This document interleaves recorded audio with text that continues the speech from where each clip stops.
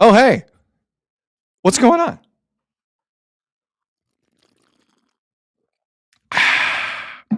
Mike in the chat writes the following. I fell asleep before the end of the game. I'm assuming that's Jay's game.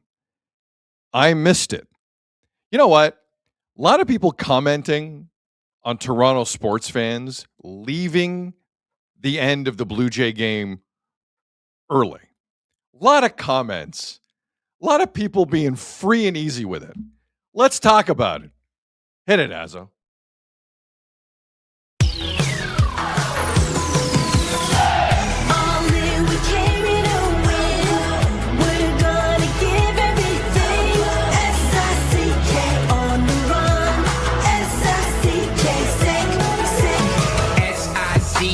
It's the sickest podcast. Tune in for the audio, or you can even watch back. Giving players all the props, or put them on blast. We don't give no hot takes, only talk facts. We're giving all our devotion, riding high on this wave of emotion. Going all out, yeah, cause this is our time. No, ain't no stopping us till we reach the finish line. All in, we came here to win. We're gonna give everything. S-I-C-K on the run. S-I-C-K, sick. On fire, we're ready to fight. We'll bring the house down tonight. S-I-C-K on the run. S-I-C-K, sick. Play it on the car ride, play it when you lounge. X and O, you know that we can hold it down. Shout out to my man Sammy, got it off the ground. And to all the listeners tuned in right now, got debates, analysis, and speculation. This is sports talk for the new generation. You know where to find us, got a reputation. Sick podcast, your #1 sports destination. Giving all our devotion, riding high on this wave of emotion. Going all out, yeah, cause this is our time. No, ain't no stopping us till we reach the finish line. All in, we came here to win. We're gonna give everything. S-I-C-K on the run. S-I-C-K, sick. On fire, we're ready to fight. We'll bring the house down tonight. S-I-C-K on the run. S-I-C-K, sick. S-I-C-K, it's the sickest podcast. Tune in for the audio, or you can even watch back. Giving players all the props, or put them on blast. We don't give no hot takes, only talk back. S-I-C-K, S-I-C-K, S-I-C-K, S-I-C-K, S-I-C-K, S-I-C-K,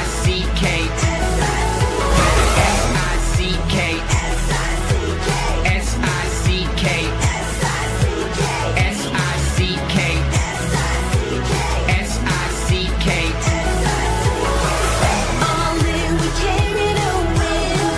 We're gonna give everything. S-I-C-K on the run. S-I-C-K, sick. You are now listening to The Sid Seixeiro Show. Powered by Sick Media, the sickest Toronto sports show. Now, here's your host, Sid. What up? It's Sid. It is, what is it? Thursday, May the 14th. Hello to everyone. Sid Seixeiro Show, powered by Sick Media. We are live on YouTube. We are live on X. We are live on Facebook right now. We appreciate everyone listening as well to the pod, wherever you are, going about your day, doing your thing. We appreciate you. There's a lot still kind of happening. Like yesterday was Leaf fired their coach day, but there was all these other lingering issues. I would like to talk about the first lingering issue if you live in the Toronto area. Message to the weather. Shut up. I left dinner last night, felt a solid, balmy 8 degrees Celsius. It's middle of May, all right? This morning, no exaggeration, my seat warmers turned on in my car. It's true. It's May 14th. Now, the only thing that is giving me reason for optimism is that I'm sitting here looking at CP24, and Friday is 19 degrees tomorrow. Saturday, 22 and sunny. Sunday, 23 and sunny on Sunday. And then on Monday, 25 and sunny. Tuesday is going to feel like 33 degrees around here. Let's go. Let's go. But I have had enough of this. And this is the day everyone riots in Southern Ontario. I think we've been very patient about this. This is stupid beyond words. Stupid. And it's got to end. It's not going to end. Jeff Azzopardi, good afternoon. Good afternoon. You said you had some takes on the weather today. I did. Well, so dive in. Okay. Let me find it first here. Because have you seen this? Are you part of the farm? You're a big weather guy. I'm a huge weather guy. Right. This Farmer's Almanac stuff. Have you seen this? Yeah, it's been there for a long time. No, but did you see the report from this year? No, like for this summer? Summer? Do I want to hear this? No, I don't think you do. What are the farmers saying? So most of Canada is heading for a hotter summer, but Toronto may be in for a cooler, rainier one. Really? Yeah. Really? So most of Canada is expected to have a hotter than normal summer in 2026, but Toronto and much of the southern Ontario could actually end up being a lot cooler and rainier than usual. A new Old Farmer's Almanac forecast says widespread heat is expected across large parts of the country during July and August, with only a few regions missing out, with Toronto being one of them. Really? Yeah. Okay, Azzo, let's do a couple things. Full disclosure, we're just having a few technical difficulties here. Normally, every morning, I airdrop a bunch of stuff to Azzo. Oh. We're having a few issues here. So, Azzo, I'm about to send you a few more things. Yeah, if you want to go just for it. accept it on your end. All right. Go ahead. The farmers can go to hell with that. But are they usually accurate? You would know this. That's what I wanted to ask you. I used to work with a gentleman named Frankie Flowers who was really good at this. Very good. He was not a fan of the Farmer's Almanac. Oh, really? Yes. All right. So because Railside in the chat, shut up, Farmer's Almanac. Right? Correct. I was so mad when I read this. And given what the last 2 days have shown, I kind of agree. Like, I'm done. Derek in the chat. No. I know. Jeff in the chat, Frankie Flowers legend. Agreed. Miss Frankie Flowers. Yeah. I'm just done with this. Today, like, again, we can all have some level of positivity because this long weekend, this May 2-4 weekend coming up here in Ontario is going to be exquisite. In fact, I've already made patio plans. Oh. Well, so this almanac reference ends with Toronto could end up with a milder and stormier season compared to other major Canadian cities. Like the stormy, it happens. Yes. Like listen, some wicked storms roll through this part of the country in the summer. Not as bad as like the prairies. They get storms. Like, but once in a while, something will rip through, and it's like, oh boy, everyone down at the X better take cover. It's true. Or everyone watching Cote d'Ivoire, Germany at BMO better take cover. Well, you kind of called that, right? Like the delays we saw last year. The weather delays in this tournament are going to surprise people, right? Because the World Club Cup last year was crazy. Hey, it's Cliffy in the chat. Good point. Super El Nino, guys. Are you aware of the Super El Nino? That I'm not.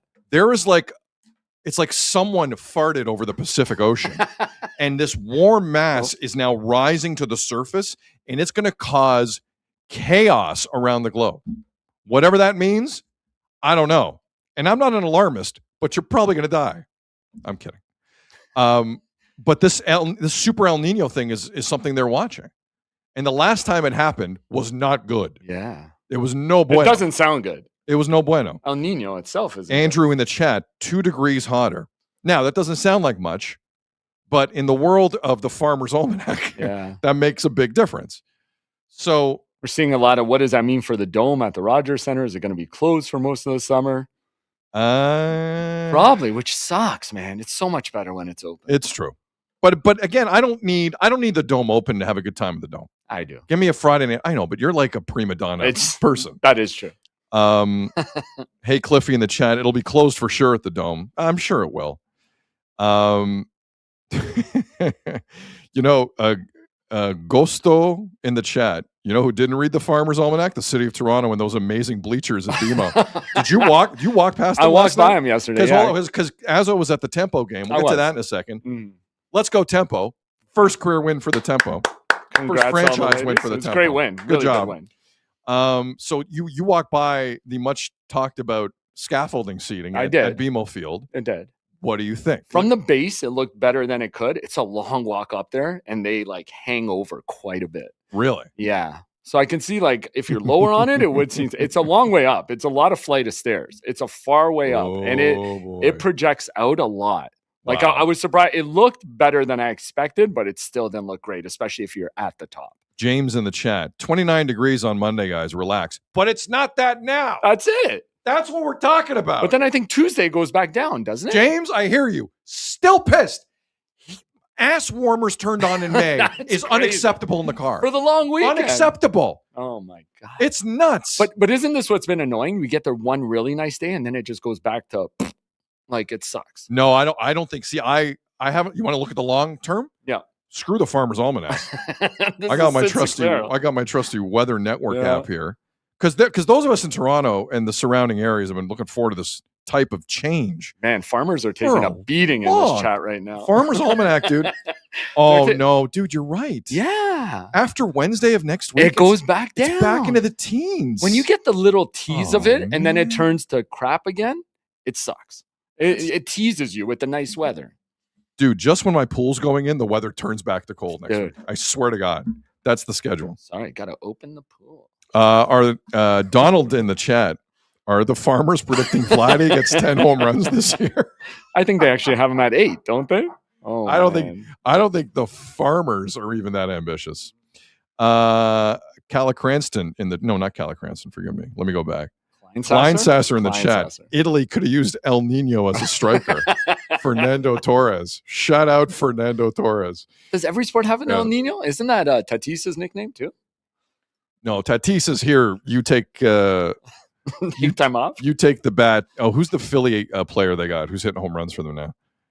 Philly. Yeah, the former Philadelphia. No. Castellanos. Yeah, Castellanos. He's giving Castellanos the bat. Now he's hitting home runs. Cassie in the chat. I've seen snow at the end of May driving back from Buffalo. No, I believe it. No, but we need to remember where we are, right? It's not like we're in Fort Lauderdale or you're the as a party clan in Arizona. Yeah, Jupiter or whatever. Yes. Yeah.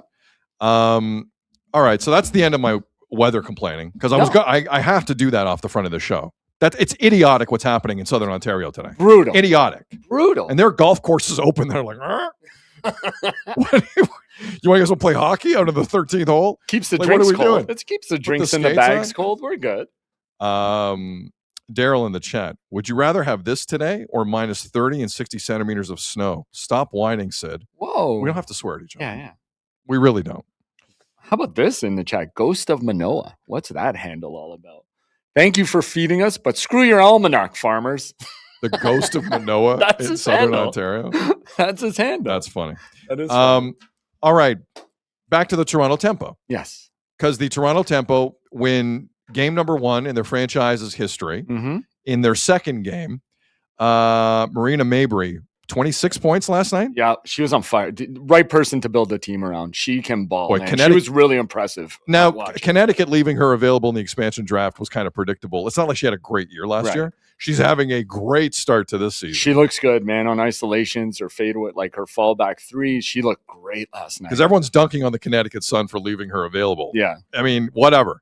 But she's had a great start for Toronto. So for Coach Brondello and the entire Toronto Tempo, big win last night. Mm-hmm. Jeff Azzopardi was in the building. It was. Along with millions of other stars from the Toronto sports scene, from what I heard. Chris Boucher was there. Some musicians, too. Some musicians, yes. That explains it clearly. A dude from the Bare Naked Ladies there. One of the girls from the Beaches was there. Who else? The Beaches are great band. They're a great They're band. a really good band. Great band. All right. So what was the vibe? It was really good, man. It was the most fun I've had at a sporting event in a while. Everyone's into the games, like a lot of families, but like everybody's really digging it. Good. Yeah, it was good. It was really good atmosphere, really good game. I can't wait because I think I've got 3 games on the slate to go to, but the other 2 are not till later in the season. There's certain teams I want to see Because I want in when on their that. players come you in. know that. But now I'm looking at the schedule, see when the next time I could go was. Like everybody's really into the game, just had a really good vibe about it. Because there's not a bad seat at Coca-Cola. No, it's not. It's true. Dude, you know who was there? Shiny jacket guy from the Jays. Shiny jacket guy was there? Yeah, he was like sitting almost in front of me. I had a picture. Somebody in the chat has to like answer this serious question for me. When does that guy find time to work, or has he cashed out on his professional business a while ago? No, I'm asking a serious question. Oh, seriously? Because going to all these events is kind of hard. Yeah. On your schedule. Every night. Now, Shiny Jacket Guy now has the bit where he's Shiny Jacket Guy. Mm-hmm. But I don't know. I know he's a lawyer or he's worked in law. I don't know. Do you think he has multiple jackets or it's the same jacket? Because you walked past me and the jacket looked like it had been taking a bit of a beating, like it's worn. You think it's the same? That jacket must smell like ass then. You think it's the same jacket on Shiny Jacket Guy? I think it is. Sitting in all the great seats at Toronto sporting events? Yeah. Okay. I'm asking a serious question. Where does this guy find the time if he's working all day? If he's cashed out and he's not, different scenario. God bless him. All the power to him.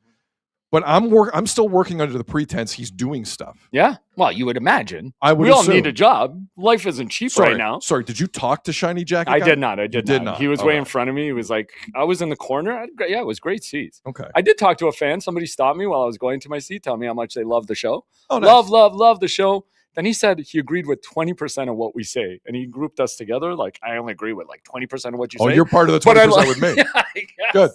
But he loves the content. Welcome to my world. I'm like, is that an insult and a compliment? Like, love the show, love. He said love multiple times. You know what? Love the show. I only agree with 20% what you say, or what you guys say, but the content's great.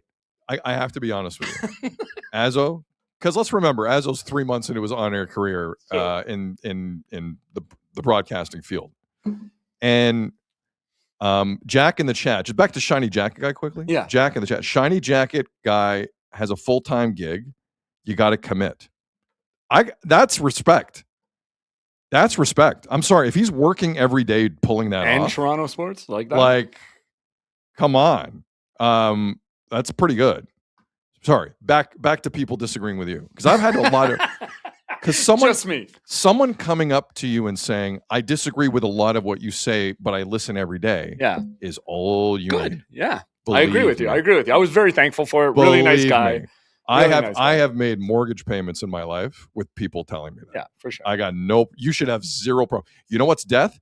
I disagree with all your takes because I never listen. That's fair. Don't want someone to say that to you. That's fair. No, and when people say you guys just look like you're having fun, and I don't agree with you, cool. I'm good with that too. Yeah. Sugar Shark in the chat. Damn, Azzo, complete professional. No, but it's not an insult. No, it's not at all. Because the whole point of what we do here is like you can agree or disagree, but I think what we're trying to do is create an environment where you're remotely curious as to what's going to come out of our mouth. Again, I keep saying it, man. It's all about the conversations. That's why the chat's key. If you guys can ring in on some, or the posts we put on socials, always there to I always try and like the ones that actually try and give you another side of it or an argument, because I'm there for it. That's what we're here for, man. You know, Azzo, it's funny you bring up other people telling us their opinions. Mm-hmm. Because I just saw this get tweeted out from the Sid Seixeiro Show Twitter account. Okay. And I don't know how this is going to go. Uh-oh. But let me read it to you. Okay. And I'm reading this for the first time to the listening audience and to the audience streaming live here on YouTube, X, and Facebook. Oh, boy. Have a question for Sid Seixeiro? Leave us a voicemail and have a chance to be featured on the show. There is now a link up, and I think this is going to be on the YouTube page and Instagram pages as well, and all the socials. If you want to leave us a voice note, you now have the capabilities to do it. SpeakPipe app, I believe. I believe that's speakpipe.com. Mm-hmm. The link is sitting there now on Twitter, and I'm sure on YouTube it'll be there soon.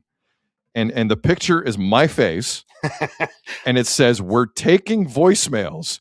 Your voicemail could be featured on the show." Your face with a smug smile.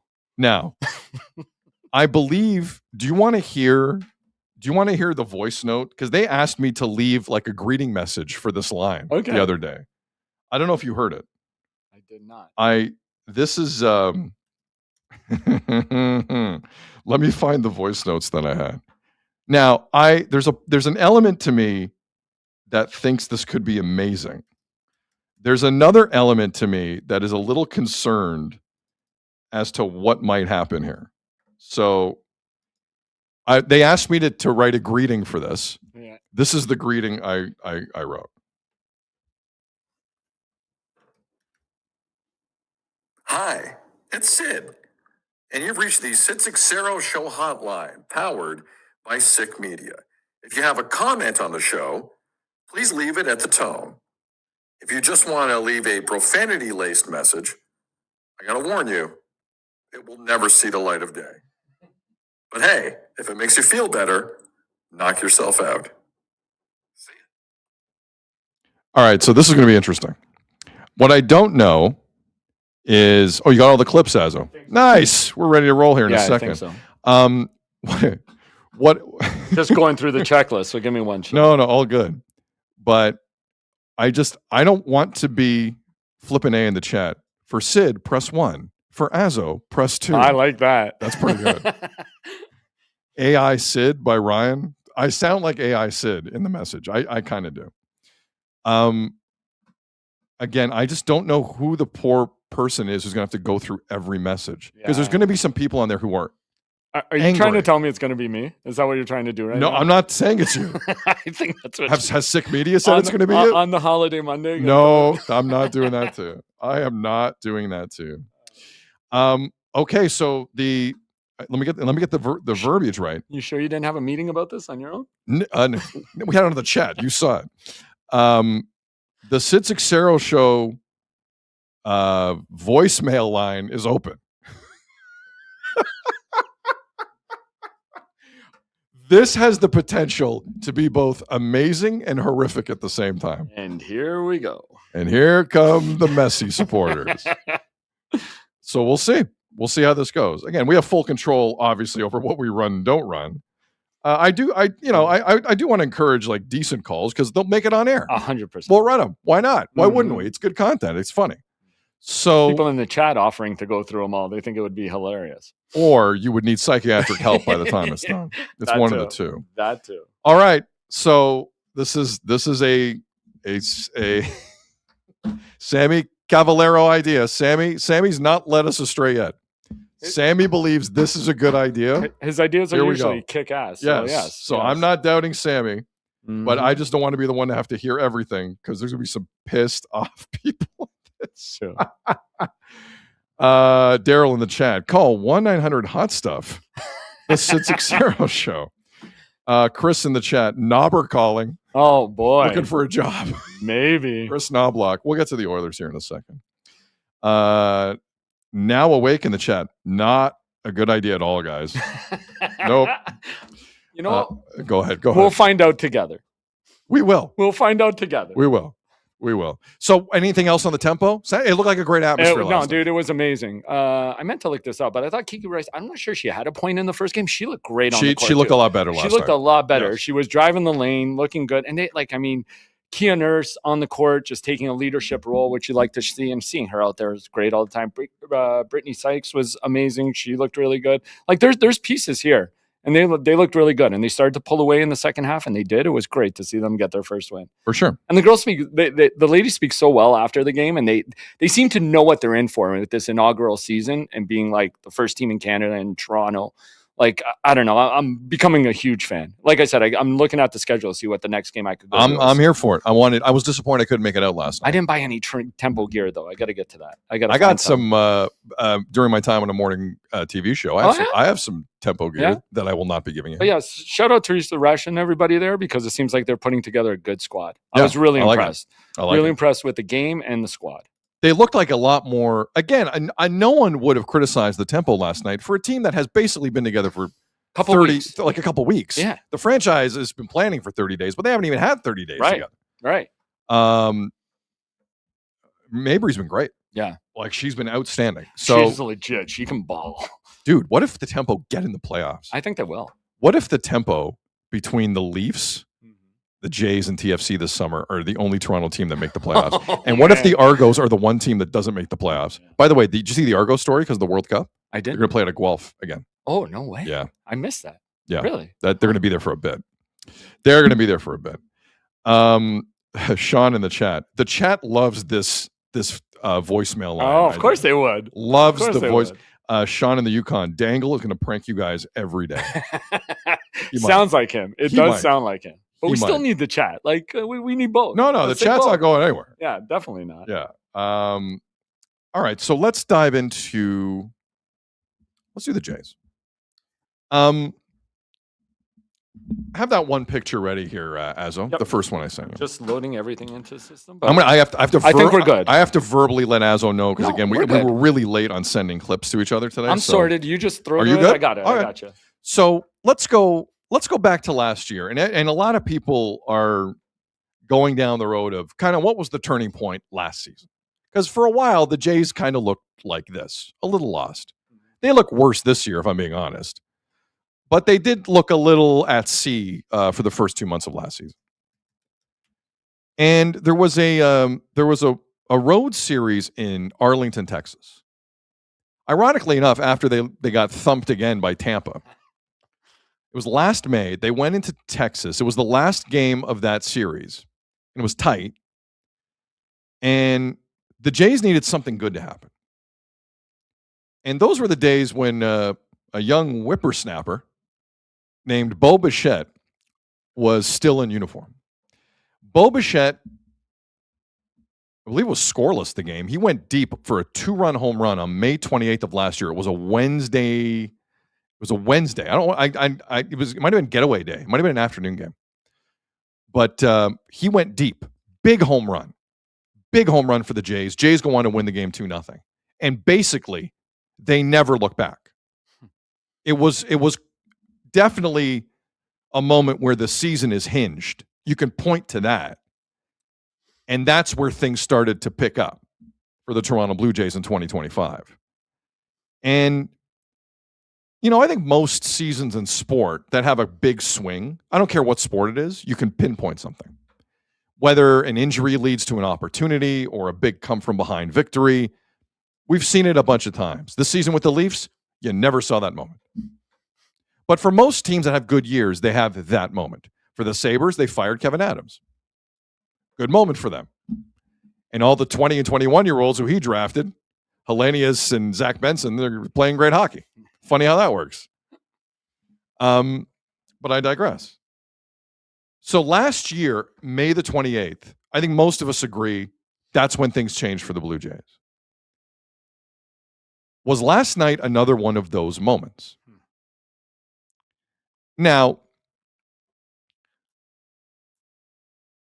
let's play Showman's Call on that, please. Yep, I got because before we get into John Schneider kind of going through what it means, which was some of his most interesting stuff of the season, I thought, last night. And by the way, have you noticed he stopped swearing? Anyone notice that? John Schneider? Maybe he'll go on a profanity-laced tirade at Comerica tomorrow. I don't know. Jays are in Detroit. But I did notice that. Just something to keep in mind going forward. And I take no credit for it.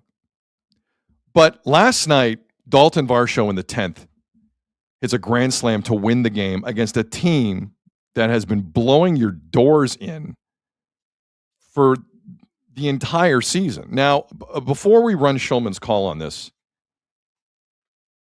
last night was the 5th walk-off grand slam in Blue Jays history. Greg Zahn had one. 2008. Do you remember the Zahny one? I don't. Actually. I don't remember the Zahny one. George Bell, 1988.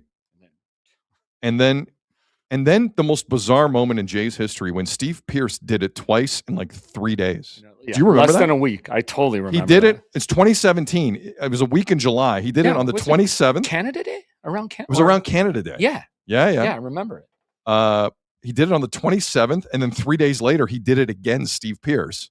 And then the Red Sox said, we need that guy. World Series MVP, Steve Pearce. Steve Pearce.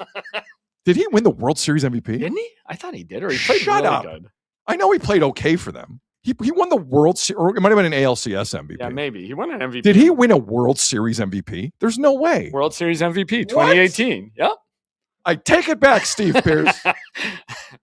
Yeah, Andrew in the chat. World Series MVP, Steve Pierce. Thank you. And Henry in the chat. Zani was against the Rays, ironically, too. Really? A walk-off grand slam for Zani. I totally against the don't Rays. remember that. Wow. So just moments like that for any franchise just don't happen a ton. And the call from Schulman, like I haven't heard Schulman like that since Springer in Game 7 ALCS. I haven't. And before we dive into all the other stuff, I just want to enjoy this together. This was Dalton Varsho last night, winning the game in your face. Another 2-2 pitch, and it's hit to deep left field. It's carrying. It's gone.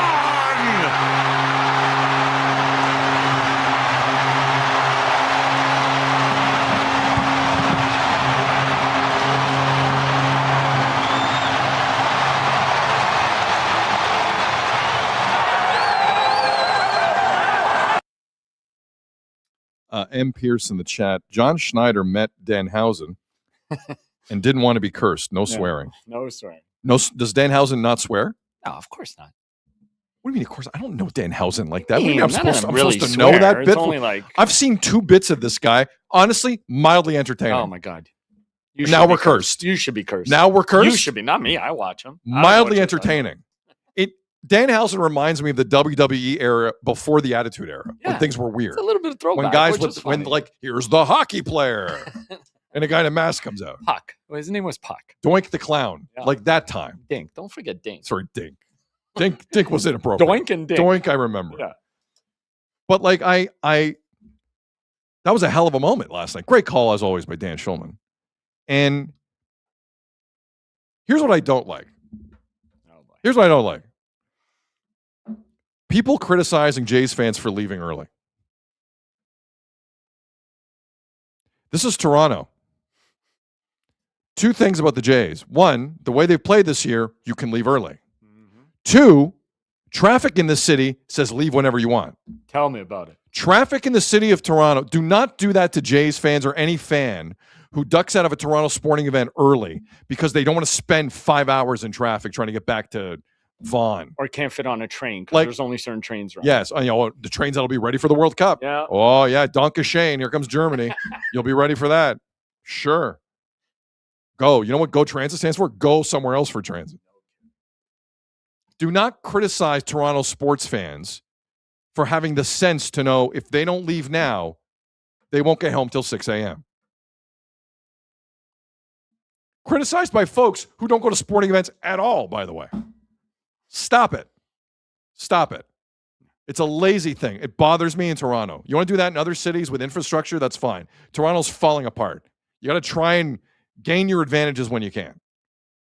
Do not criticize Blue Jay fans for leaving early. Because I got news for you. The Jays have mentally checked out early in plenty of games this year. I was going to say, there's plenty games where of it's 3-1 in the first and it's over. Like, plenty never of mind games. in the 9th or 10th. Who is that? Seaside CS in the chat. Go transit, more like go walk. Yeah, if you could. I like that. And John Gallagher was correcting me. The hockey player was the Goon, Azel. Like, it was the Goon. I remember he was the Goon. right. He's totally right. Stupid name. The Goon. And had a tooth missing thing. Stupid. That's when it all switched. But that was fun last night. Yeah, definitely. And if you left early, you had to. You probably have a job or kids. I get it. I understand. If you stuck around, that's the highlight of the Jays season. And by the way, before we move too far into this, I might owe Dylan Cease an apology. Thank you. Thank you. Do you know how many starts he made last year? We went into the 7th inning for San Diego. 2. He's done that 3 straight starts for the Jays. 3. I know. Pete Walker, Preach. the talented, somewhat broken pitcher whisperer, has done it again. He was painting corners, Dylan Cease, last night. Sure was. Wow. My guy. Azzo, never criticize him again. Ever. Go ahead. What do you got? No, I was going to say. I know the Azzo sigh by now. It feels like you got something. Go ahead. Putting him out again the next inning, like he give you 7. Can we just call it at that? No, but he told him he had more in the tank. And Let's not push it too much because he went out after the inning and he couldn't find it again. I don't lost it. I don't disagree with him. Like, I think if he gives us 7, we're good. I don't disagree with him. Anyway, 1 run, 7 innings. Like, come on, we're good. And also, I noticed there was some discussion before the show in the chat, and it's valid, and I will admit it. The post-game interview with Arden Zwelling, that's a moment where you dunk Yes. Dalton Varsho. Right. Now, from what I saw, someone tried to Gatorade him at home plate, and he, like, ducked out of the way. If you watch that play again, he does some, like, Matrix stuff to get out of the way of the Gatorade shower. It's pretty impressive from Dalton Varsho. All right. But in terms of how much the Jays needed this, and they're now 19-24, man. John Schneider after the game, no swearing, but even he couldn't hide his relief. The Varsho one or the turnaround? Sorry. Varsho. Give me the Varsho one, please. Sorry. And it's a big win. You know, it's a tough series and easy to think, you know, things aren't going our way. You know, they're playing well, they're pitching well, and just needed a big hit and got it. But, you know, we had traffic all day. Double plays seemed to be pretty normal today. But, yeah, I mean, going into an off day and against a good team who's played us really tough, just needed a big hit, and Varsh kind of was just calibrating on the high heater and clicked it. Big hit. Now, the other thing I've seen with Dalton Varsho is, like, there's a part of me that thinks Varsho has kind of been criticized unfairly. Now, to be fair, that's his first home run this month. For a power guy, probably not the best. Do you know how many games this month Dalton Varsho has gone without a hit? 3. It's pretty good. And aside from, like, maybe a weird defensive play here or there, like, generally, I haven't noticed the change in him in the outfield. Except for him going face first on the wall 2 nights ago. He's got to be careful. I don't think he's been as bad as people are painting him out to be. I think this, in terms of my Blue Jay priorities of panic, Dalton Varsho is not near the top of the list. Actually, the person who should be panicking the most in a contract year is Dalton Varsho. Yes. Especially with potential lockout coming. Yeah. But, like, I don't think he's been the problem. Just the hype we heard about him in spring training. No, and how I hear you. But thinking it was a contract year and it was going to. But that's the spring training lesson again. Yes. Who the hell cares? Agreed. Like, who really cares about spring training? Mm-hmm. Well, Varsho's hitting what, like 260? Bunch of infield hits, like not. But last year we saw him, like his home run rate. But on this offense, that makes you look like Rod Carew. That's true. That's true. You can't argue that. Like, I'm sorry. Like this is we gotta grade on a curve here. Dalton Varsho has not been the problem. I'm sorry. He was the problem in the World Series. That I'll hear. But Varsho has not been the issue with this team. And a big hit last night. Huge hit. But, hey, home runs are fun. They can win They're you fun, games, man. Home runs are fun. Dude. Someone tell Vladdy. It's too bad this team doesn't hit more. Someone tell Vladdy. Oh, man. 3 walks for Vladdy last night. Yeah. That's worth $500 million. 3 walks for Vladdy last night. He's waiting for his pitch. I know. He's waiting for his pitch. 2 months for his pitch. He's waiting. He's waiting 2 months for his coming pitch. out of it this weekend. How much do you think the off day hurts this momentum, though? What momentum they have? Okay, thank you for that. But they needed it. There's no momentum. One swing happened. What momentum is but that? A team who's they had were your losing number, most of the game yesterday. Yeah. They want momentum. No, it's true. That was their 3rd attempt with the bases loaded. Crazy. That they could have taken over the game, right?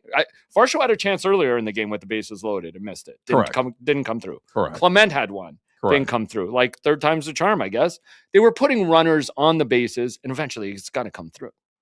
I mean, it's you would hope it comes through. You would hope.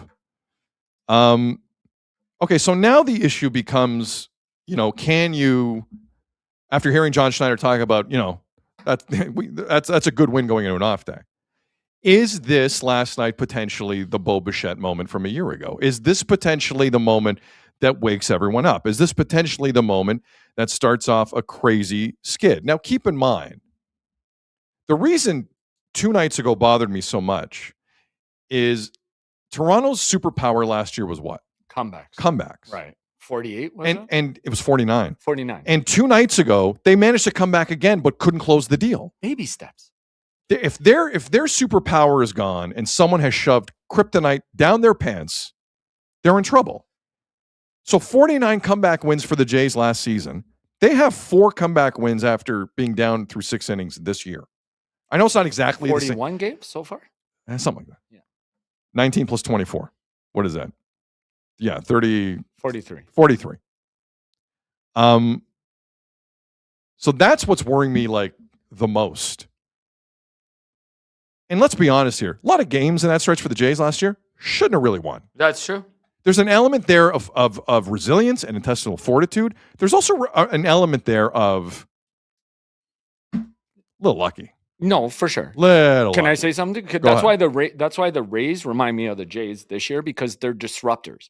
They put guys on, like they make you not yourself and make errors on defense. That's what they did to the Jays this series, No, you're last right. series. You're right. Like once you start putting guys on base and they don't know what you're doing, when you're squeezing guys home, when you're stealing bases, like you get in the other team's head. I don't care. That's what the Jays were doing. They were playing with that confidence. This year, they're letting the Rays do it to them. They're not there. They're not getting the consecutive hits to put guys on and do it. But I think we've seen those steps come the last 2 days. That's why I'm pushing back on the term momentum going into an off day. No, I that's didn't fair. see momentum with But the it's Jays a win yesterday. against a team who was kicking your ass for 2 weeks. Sean in the Yukon in the chat. The problem with baby steps is they often end in face plants. Yeah, that's fair too. Valid baby point. How So, do you know? so I don't actually. I'm a good uncle though. You are. So after the game, John Schneider was posed with this, could this be a Bo Bichette May 28th, 2025 moment? And he's like, the muscle memory just has to come back, period, from last year. But he also, you can tell very early in this clip, he is very sensitive to the 49 comeback wins talk. Because there's an element of luck in that.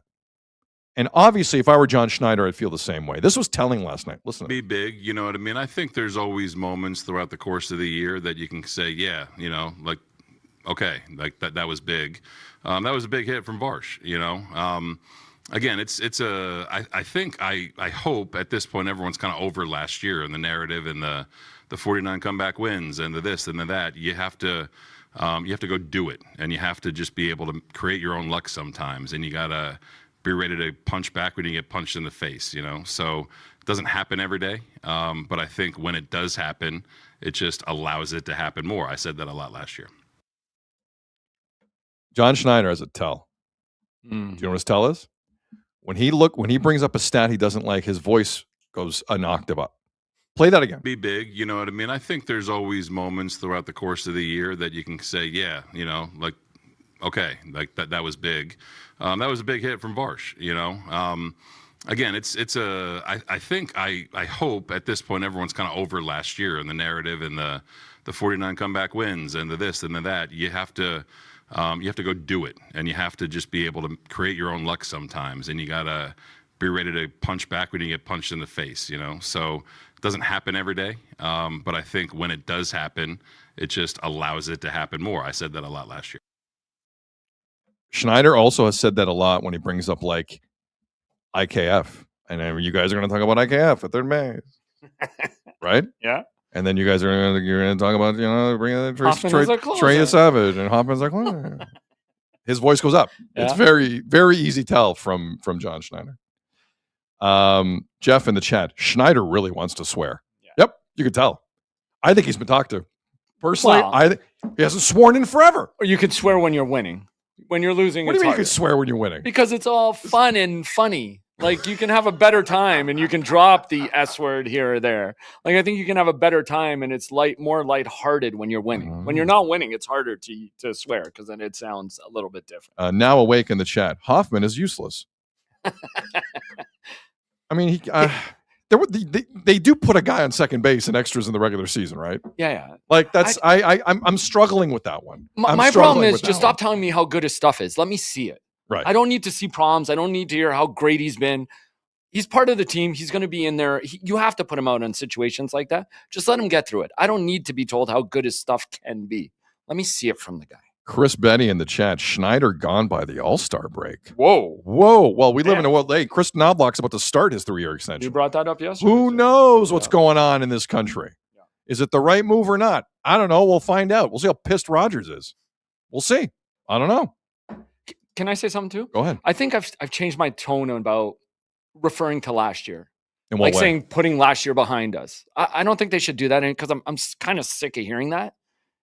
it's kind of why you have the expectations you did this year, and you have to find that identity because you didn't change the team much. Right. So why not try to get back to the identity you had last year? Why are you totally putting it behind you? Like, I don't think you can assume you're getting back to the playoffs, but if that was your identity last year, why are you moving on from it? Because some of last year's identity is sketchy. Right. Is the reality. No, but I'm just saying. No, I know. Like, you're right. Like, I don't care what you look at with the Jays. The Jays did amazing things last year. What you hear from Schneider at times, specifically, and it's not his fault, but he's the most present vocal one every day, so he's kind of in the firing line first. The thing you get from Schneider a lot is I think there are people in this organization well aware already of what the narrative is with this team. I'm not willing to go there yet. It's May 14th. I'm not willing to say the thing everyone's thinking, but they know it. And I don't have everyone in this chat and listening to this knows exactly what I'm talking about. And you know what I'm talking about. Of course. I will not say it. It's like, so you can't say Danhausen's name? Is that the thing? No, you can say it. Oh, you can say it. Oh, okay. That's another movie. Oh, I'm not You can't even say saying. Beetlejuice. No, don't say it. No. Don't say. But like, everyone's walking around the uncomfortable truth of this Jays situation in relation to last year, in relation to a last place year in 2024. Fair. And Schneider is aware. That organization is aware. I think it's unfair at this point to throw that out there consistently. I'm not going to do that yet. I might, but I'm not going to do that on May 14th. I think that's kind of foolish, considering like they're not in the best spot, but it's not over. Nothing's over. But that's what I'm saying. We're more than a quarter way past the season now. Why are we still referring to last year? Either this team is who they are. Because no one knows the narrative better than them, and no one's more sensitive about it than them. The journalist did not bring up 49 comeback wins last season. He did last night. Right. So it's on his brain. And it's an uncomfortable place to be. I understand it. If I'm Schneider, I want to push back on that too. If I'm Ross, if I'm anyone in the organization, I want to push back on that too. But you had a good time raising that banner first week, and you want to show half banner. It's true. Half banner. You're right. And giving all these giveaways that celebrate the back and forth. Oh, sorry, we're anti giveaways now. No, but if they're to celebrate last year and what you did, why are you trying to hide from it so much? It feels to me like they're hiding from what they were last year. Or they don't want those expectations on. There's some uncomfortable truths about last season. Agreed. I will agree with you. And again, that comment, unsolicited, John Schneider brought up a league high 49 comeback wins last year, which told me you were losing 49 extra times last year and got away with it. Right. It's a lot of losses. And you tied for the division title. You're basically the Rockies. Maybe. Got to be careful with that. But don't you think it would be better if they just said, this is who we are, we fight, everybody hits, everybody, just accept it then. Why don't you put that narrative out there? Is that who's you are? Because they're not hitting? You're right. There's some uncomfortable truths of what's going on. Because if they were doing it, they would say, yep, see, we're the same team as we were last year. Again, this front office didn't do much to change it. You brought Okamoto in, and Bo went out. What else is the major changes? It's why they went back to Hoffman in the ninth. Right.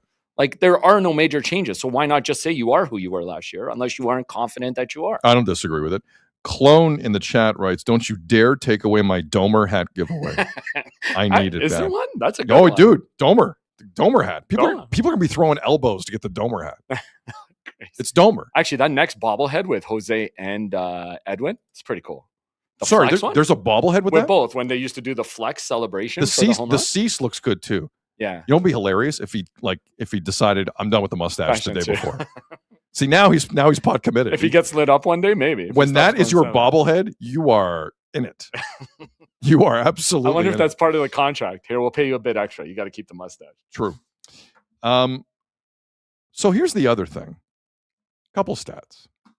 Two more stats, and then we might have emptied the tank on the Jays here today, but I do want to say a couple things. Came across this yesterday, and it's not good for Vladdy. Top 15 worst position players in the month of May by wins above replacement. It's Vladdy. Vladimir Guerrero Jr., when it comes to WAR, what is it good for? What's good for this stat? He is the worst position player in the month of May in the majors. Yikes. And Cal Raleigh can't hit anything and just went on the DL or the IL, pardon me, in the last like 20 I was minutes. Say, it was like 0 for 48 or something. An MVP candidate is just drowning in Seattle. Otani's struggling season. Right now. Not pitching though. No. He wants that Cy Young. I'm telling you. Pitching wise, he's going to get there. But Juan Soto this month. Juan Soto's playing today. He left the game for the Mets yesterday, but he's playing today. So the Mets may lose because Soto's been terrible. Even Jordan. Oh, no wonder my fantasy team sucks. Alvarez and Soto have been awful this month. Terrible. Alvarez is on a crap team though, so I give him. But he had a hell of an April. He did. Jordan He Alvarez. did when they were in it. That's what I mean. He's checked out. Can they make another trade with the Astros? Go get him. Why not? Sure. They don't have Loperfido to give back again. Do you guys like that Alvarez guy? One of the best hitters in baseball. So what do you make of Vladdy being the worst of the worst in terms of position players so far in May? Yeah, what do you make of that? Huh? What do you make of that? That's a tough one. Because that's not to me a switch you can flip. Because I keep hearing people go, well, he'll start to clue in. Will he? Well, that now there's levels to this. You have to get, now he's so mediocre. You got to get to average. Yeah, that's fair. And then when you get to average, then you can get to good. The later it gets in the season, the harder that is to do. But if he starts turning around soon, again, hopefully, like I'm honestly hoping for that this series next week in New York changes it. Like he needs something. I think he really is trying to come.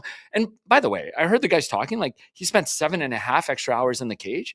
Like, can we work smarter and not harder? That's not good. Yeah, that's not good. Right? Yeah. Again, I've come across plenty of people in my life who, like, when they weren't comfortable in something, they're like, I'm going to exert the most energy possible, so I'm completely tired from when you need me the most. It's dumb. It's crazy. It's dumb. We're in May of a baseball season, the grindest of all grind seasons, Major League Baseball season. Right. So you don't need 7.5 hours in a cage between games. Now, what are you talking about? Now you can make the argument Vladdy had 3 walks last night, so suck on that show. But I mean, that doesn't make any sense to me. Well, yeah, you ran a clip of a coach, of the batting coach, for the Tampa Bay Rays at one yesterday. Point he was the Jays batting coach. When Ross and them came in, apparently he left. I didn't know that. I didn't realize that. Bring him back. Yeah. No, well, because they have a different. I'm a Popkins guy. They have a different. They had different perspectives, obviously, on this. But yeah, sorry. So to the clip yesterday, I was about to bring that up. Chris in the chat said he was in the cage for an extra 45 minutes. If that's accurate, that's nuts. Still, right? That's nuts. This is like, you do get tired playing baseball, and I don't see how that helps you. But Vladdy, again, this is all warranted here. If he gets to the 20 home run pace, Mark, everyone has to kind of back off a little bit. What's your confidence that he will? Low. I think he will. I've never seen Vladdy as a $500 million player for the Jays. This is the first time, technically, he's been. Now, I know people will say, well, he signed the contract early last year, and he knew it was coming. But, like, this is a different level of stress that I'm seeing. But the follow-up to that is, are you okay with that for 500,000? Of course I'm not okay with it. But what the hell are you going to do about it? Like, I think he'll get to 20.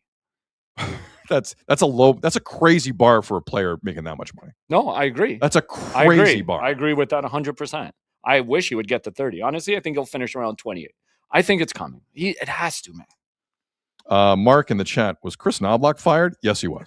We'll get to that in a second. Well, here's one from Jeff in the chat, not as a party. Okay. But Jeff in the chat. He's probably smarter. I'll go from Jeff in the chat to Jeff in the room in a second. Vladdy misses Bo for sure.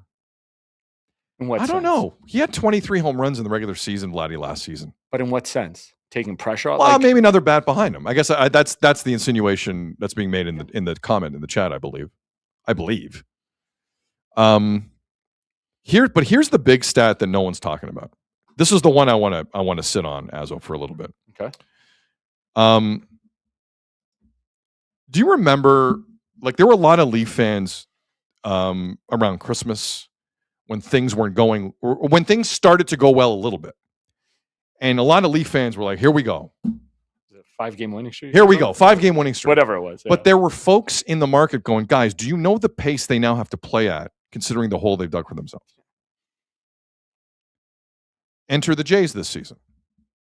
The Blue Jays last year, I will remind you, did not win the American League East cleanly. They tied New York for first. Mm-hmm. They won in a tiebreaker, but they tied New York for first in the American League East with 94 wins, okay? This is going into yesterday, and this was from Jays Views. I got to give it credit. I'm going to give the account credit. 94 wins got the Jays a tie for the division last year. Considering what the Jays have already done / not done this season, to get to 90 wins, just 90, not 94, to get to 90 wins, the Jays, the rest of the way, entering action last night, need to go 72-48. Wow.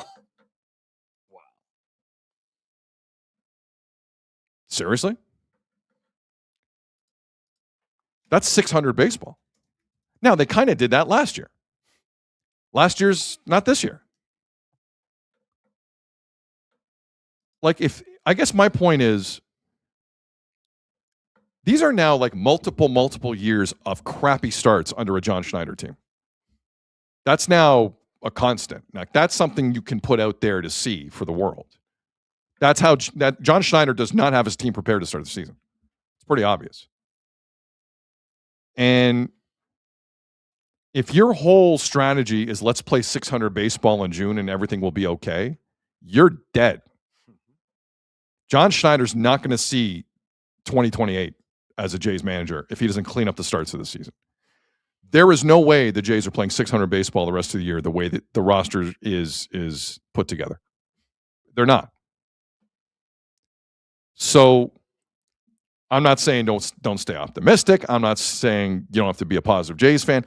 All I'm telling you is, for the uber positive Jays fan who never criticizes, you better start about these starts because they're burying the team. Last year, we'll find out what that is soon. I'm not going to say the word everyone's saying. I'm going to hold that in my back pocket because it's kind of mean.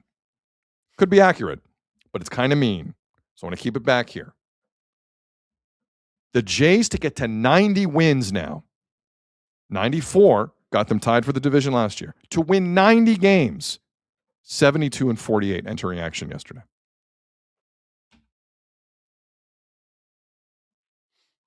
That's a John Schneider team, man. This is now a pattern. They don't know how to start. They do not know how to start seasons. Whatever the plan is for spring training, I keep hearing about this great facility in Dunedin that Shohei really liked once. I keep hearing about the Dunedin facility, the spring training plan. BS. All of it. All of it. It's irrelevant. Give me Tampa's worst training facility in baseball and their record consistently. And they're not even a team that wins a World Series. Shout out Blake Snell. These starts are unacceptable and they're on Schneider. Figure out your lineup. Focus up. Stop being the funny guy in the press conferences and do your damn job. Jays fans need to be a little louder on this because this is another hole, and I doubt you can recover from this one. 2 years in a row is a lot, especially with a $500 million player looking like he needs a trip to Buffalo. Just wanted to say that. Am I off on any of that? No. Or do you agree with that? No, you're totally bang on. Because again, let me remind you, the toughest part of their schedule is still coming up. Their beginning of their schedule was supposed to be easy. One more time after Detroit this week, and who they got? They got the Yankees. Yankees for 4 games next week. But again, I'm talking about like June is going to be a super tough month. Yeah, there's going to be a lot going on. Like you got to start putting this in gear. But you were supposed to bank wins at the beginning of the season. That was the plan, wasn't it? No, it's a great point. We don't talk about that enough. They've had an easy schedule up till now. The Jays are going to make hay against Colorado and the White Sox and who am I missing? There were some other Oakland cupcakes in there. Mm-hmm. I mean, Oakland, they won the first series. Yeah, but I know, you know what I'm saying. But that's what the tone that was set. The same way 100%. The Jays, right? The same way the Jays were beating 100%. Oakland, they should have beat the other 2 teams after.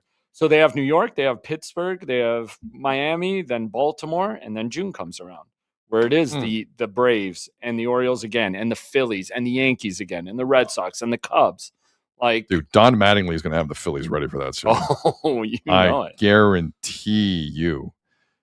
James in the chat. People in the chat are doing their own math. Okay. James in the chat. A 667 win percentage is basically Tampa right now. Yeah. Jays need 600 the rest of the way just to get to 90 wins. Well, that's the other thing, right? The division is slipping away quicker than anything. No, but 90 wins is wild card land. Yeah. It's fine. No, but that's wild card land. But now, like, if you're looking at things now, like, there's already 2 teams in your division who are looking to clinch. Like, one's going to win the division. The other one should be a wild card team for sure. So now you're going to have the rest. I know the American League sucks, But that's a whole other. For now. Right. You think the Jays are the only team that can go off midseason?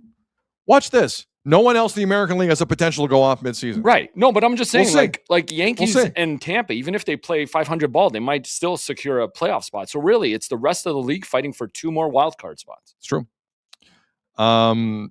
Slim Jim in the chat. Did I just see the Sedin twins hired in Vancouver? Yep. Yeah. We'll talk about that in a second. All right. I just want to get that out there because the math is not mathing right now for the Toronto Blue Jays in terms of anything close to a division win. Look, you don't need me to tell you that. How many games back are they? They're 9.5 games back at Tampa for first. Like, I think we all are aware of that. But if you were on team, we'll turn it around when everyone gets back healthy. Mm-hmm. And we got to stop waiting for that too. They need to just start pulling. Yeah, wins. Barger doesn't feel like a durable player to me right now. I have to be honest with you. And Kirky, like how they're taking their time with him because one pitch could break that hand again. And I love Alejandro Kirk, but Kirk generally also doesn't feel like an overly durable player to me long term for this Blue Jays team, which is why Valenzuela is in for a big opportunity here. He had a couple good at bats last Big night. opportunity. Like the rookies are having the best at bats. Buzzy in the chat. Another half banner makes a full one. It's true. There's a positive. You can add half banners to each other. Man, the White Sox have a better record than the Jays. Shut up. Yeah, they're 21-21. What? Yeah. The White Sox? Baltimore, Minnesota, who is supposed to suck. Kansas City has climbed equal with the Jays. Remember how badly they started? Like Jays are 4th from the bottom. Chris in the chat. It's early talk is over. Yeah, well, it's more than a quarter of I the season. would agree with that. These Schneider starts need to be scrutinized way more. He has no idea what he's doing to start a year. That's not an opinion anymore. It's a fact. My kingdom for a good start in this city. You know why? Because then maybe you're allowed time to screw up and have injuries and deal with things of that nature. Well, you're 3 games under 500 all the time. For the first 2 months, you have no margin for error. It's ridiculous. Now, that's fine. Schneider made a joke in a press conference. And I'm with Seaside here. If you're not going to talk about what you did last year, then at what point do we start blaming management for not making more moves or for the lack of moves? Like you that's the part that's killing me, I think, with trying to say you're not who you were last year. Who's the one player they didn't bring in that you thought they should have brought in that you think would help right now? No, but let's drill down on it. Like, who's the player? Dude, I've told you. Like, the bullpen's been better than I thought it would. No, for it's sure. It's not Edwin Diaz for me it's anymore. It's the lineup. It's a defense. It's I don't know. Like even Cedric. I don't know. Who's the free agent that you thought they were in? Kyle Tucker. They were never in. They were never in. But like, then I would have maybe tried to overpay for Cody. If it wasn't him, then maybe Cedric Mullins. Bellinger. Who you just saw. Bellinger would look very good in this run. He'd be a top 2. Like he could slide into that 2 spot. Cody Bellinger would have made Mullins a lot of sense. that the Rays just had. I've told you this before. I thought he would have fit kind of good because he's a contingency plan. If something happens to Springer, he can play the outfield pretty solid, which seems like their kind of guy. He knows the division because he used to play for the Orioles. He wants to be in this division because he went to the Rays. Right. He started off slow. He's okay. I'm just saying there was something there that could have maybe solidified this lineup a bit more in the team for injuries. Like you're banking on Barger, who's never done it for 162 games. You're counting on Ernie and moving him all over the order when he's clearly better when he's at the bottom of the order. And he doesn't look himself in the field. Like these things are going to happen. I just lost it in the chat. It was really good. Oh, shit. Sorry, my fault. Who said it? Oh, Chris LaRose in the chat. The Jays just need more Folgers in their cup. That is pretty good. There's a lot of people agreeing with the outfielder comment. We were all on team extra outfielder in the offseason. All of us. But no, but half the Blue Jay fans were like, but what about Nathan Lucas? All right. Where is he? Have we heard any updates on that? No, he's not close from the sound of it. I don't know. Making a guy play baseball with vertigo means maybe you should give him a month off. That's the other. Just tell him to relax. Crazy. All right. Let's before we move on from the Jays here, Azzo, I'm about to do something. Uh-oh. Let's remember this moment. 1:04 p.m. Eastern, May 14th, 2026. This was the last few seconds before I send out this Sid Seixeiro Show voicemail hotline powered by Sick Media. Talk about turning points. Any final words? Talk about potential turning points. Any final words? Coming down in 3, 2, oh boy, 1. Okay. Well, human existence just ended. Those are going to be some interesting calls. Again, we have full control over what makes it there or not. Of course. But someone in this company at Sick Media is going to have to go through a lot of calls. And I don't know who it's going to be. Wait till John Schneider starts cursing on that. You think maybe that's what he's saving up his curses for? But it's like disguised John Schneider. Yeah. Hi, it's Bon Ryder. Seixeiro sucks. They'll never know it's me. It's Bon Ryder. All right. So that's the Jays. It's a weird Jays team because that's a hell of a moment last night. It is. But they got a lot of work to do, man. You hope it will. They got a lot of work to do. And Detroit's struggling. Go in there and do something. Do it. Yeah, they haven't been great. You think they feel less pressure on the road? Or the pressure's just there? I think the pressure's the same when you can't hit a damn. It's true. It's fair. Pressure. They say pressure creates diamonds. When you can't hit in baseball, pressure creates diarrhea. Well, empty diamonds. Empty diamonds. Yes. Right. But hey, to your point though, 2 nights ago they scored 5 runs to come back. Last night they came from behind to win. Maybe the offense is slowly starting to get going. Maybe. Steve in the chat brings up the thing that we all know about, but I don't think we talk enough about. George Springer is a ghost of his former self. And that's why you needed a contingency. Because didn't we all expect him to take a bit of a step back? We all did. Who said same season out of Springer? No one, except for the Jays. No one on a mic in this city or online. That's where I feel like there was unison in the Jays discourse. Was George Springer's going to take a step back? Why? Because he probably is. Last year of his contract. Yes. He's older. And every time he swings, his knees break. Like you can see it. He's not who he used to be. And that's what bugs me about saying, well, we're not who we were last year. Well, you knew that too. So why didn't you go out and get some? That's why I thought a guy like Cedric Mullins would have been great for them. True. Anyway. Great time of year. Hey, Azzo. Yes, it's a great time of year. It is, even with the Jays losing. Yep. Puck drops, tip-offs, first pitches. When the game is on, you call the shots. Head to betway.ca and bet your way. Must be 19 plus. Play responsibly. PGA Championship begins today. Shout out Cameron Young. Like Cameron Young. Mm-hmm.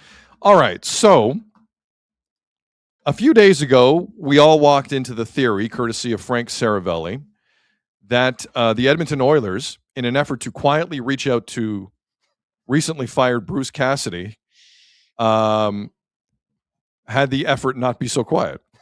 And it leaked probably the moment it happened. So the Vegas Golden Knights, who are playing this perfectly, if you want to disrupt a division rival, did not give the Oilers permission. And on top of that, probably leaked it to Frank Saravelli. I was going to say, the fact that it's a divisional rival, did you actually think they were going to keep it quiet? Nope. To the Oilers. I wouldn't. Right? I wouldn't. So this was 2 days ago. Somewhere, if you're Chris Knobloch sitting around your house, you see this report and you go, well, that's interesting. I'm currently the head coach of the Edmonton Oilers. And I've gone to 2 straight finals at one point. So the feeling yesterday was a fairly obvious one that Chris Knobloch is no longer going to be the coach of that team very soon. The only question is, how incompetent are the Oilers to keep him hanging on the line and not do the professional thing? So I woke up this morning and Ryan Rashog of TSN puts out a tweet that says Chris Knobloch has been relieved of his duties. And I'm like, okay. So I go to the Oilers Twitter account and I'm like, well, there must be a press release. There's no press release. 9:00 a.m. rolls by. 9:30 a.m. rolls by.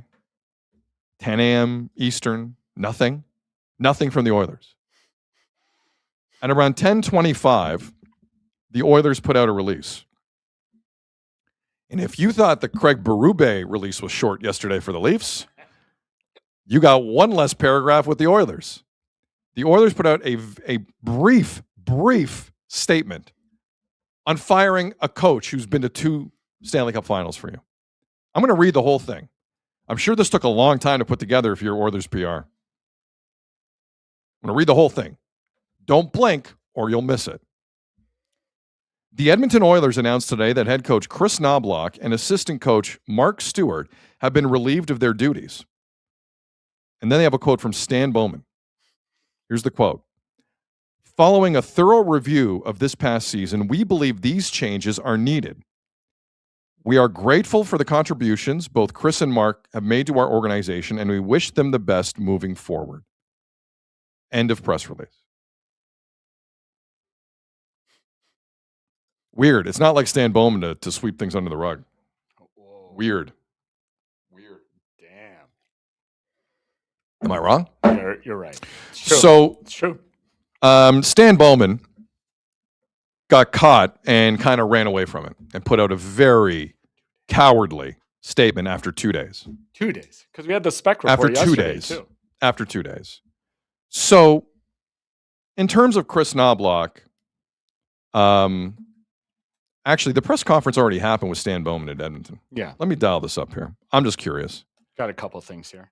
Oh, do you? Yeah. Oh, I haven't seen any quotes from that from the complete inept leader of the Edmonton Oilers, Stan Bowman. Funny enough, what I'm do not you have? seeing much. Okay, so what do you have? We felt that we needed. By the way, this was a Zoom call quickly thrown together with reporters because the Oilers are an inept organization. not even face to face. No, just a cowardly Why would move you all do around. Go ahead. We felt that this from Stan Bowman. We felt we needed a different voice to lead us to where we want to get to. Where do you think they want to get to? Wherever Leon and Connor want to get to. Oh, the Stanley Cup. And didn't this guy get them there twice? Yep. Just couldn't win it. Yep. Anything else from their great leader, Stan Bowman at Edmonton? That's the main one I'm seeing. And then, where was the one I said? Other members of the coaching staff will remain and be evaluated by the new hire when they arrive. Because aren't the rest of the coaching staff his guys?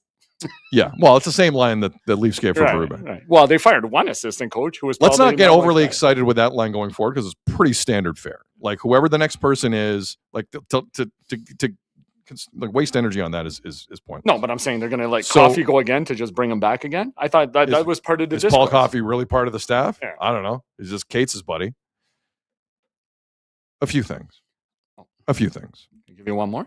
Quote. Yeah. Give me Stan Bowman asked about the Bruce Cassidy media reports. I'm not going to comment on media reports about other candidates. That's not appropriate to be doing that. Oh, that's not appropriate. Stan Bowman talking about what's appropriate or not is like a kick to the balls. Seriously. That's really comfortable to hear from Stan Bowman, that clown. Really. Go ahead. You got more? Please. I'm loving this. We didn't rush through this. We did an analysis.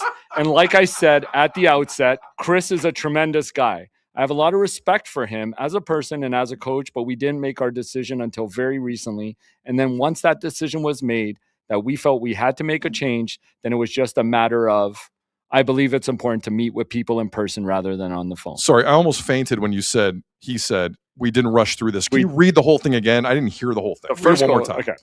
I'm not going to comment on media reports about other candidates. That's not appropriate to be doing that.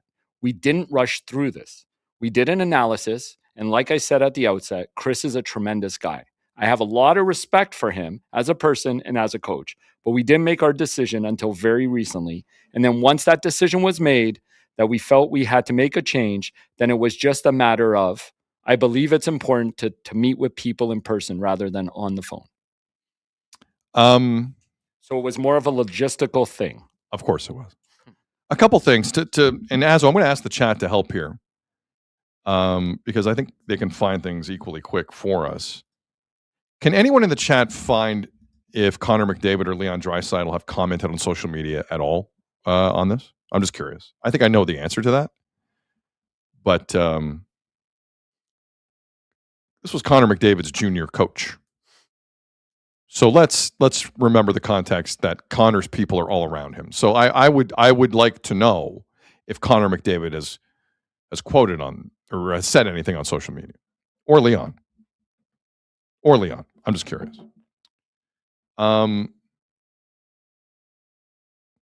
Because let's remember, both Connor and Leon were begging for this in the media for months. And are they wrong? Are they right? We'll find out. We'll find out if the next genius, Bruce Cassidy, who doesn't have as good a playoff winning percentage as Chris Knobloch, by the way. We'll see if Bruce Cassidy, should he be allowed to coach them next year, which is no guarantee because the Golden Knights dictate those terms.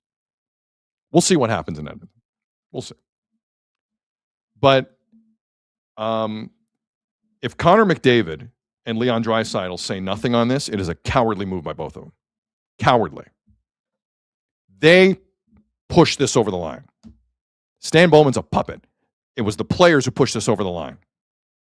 I have never seen an end-of-season media availability like I saw back on May the 2nd in Edmonton. I've never seen it. If it's now radio silence for McDavid and Draisaitl, that's not cool, especially considering that's McDavid's junior hockey coach, who he has a long-standing relationship with. I'm not good with that. I'll defend McDavid and Draisaitl on a lot of things.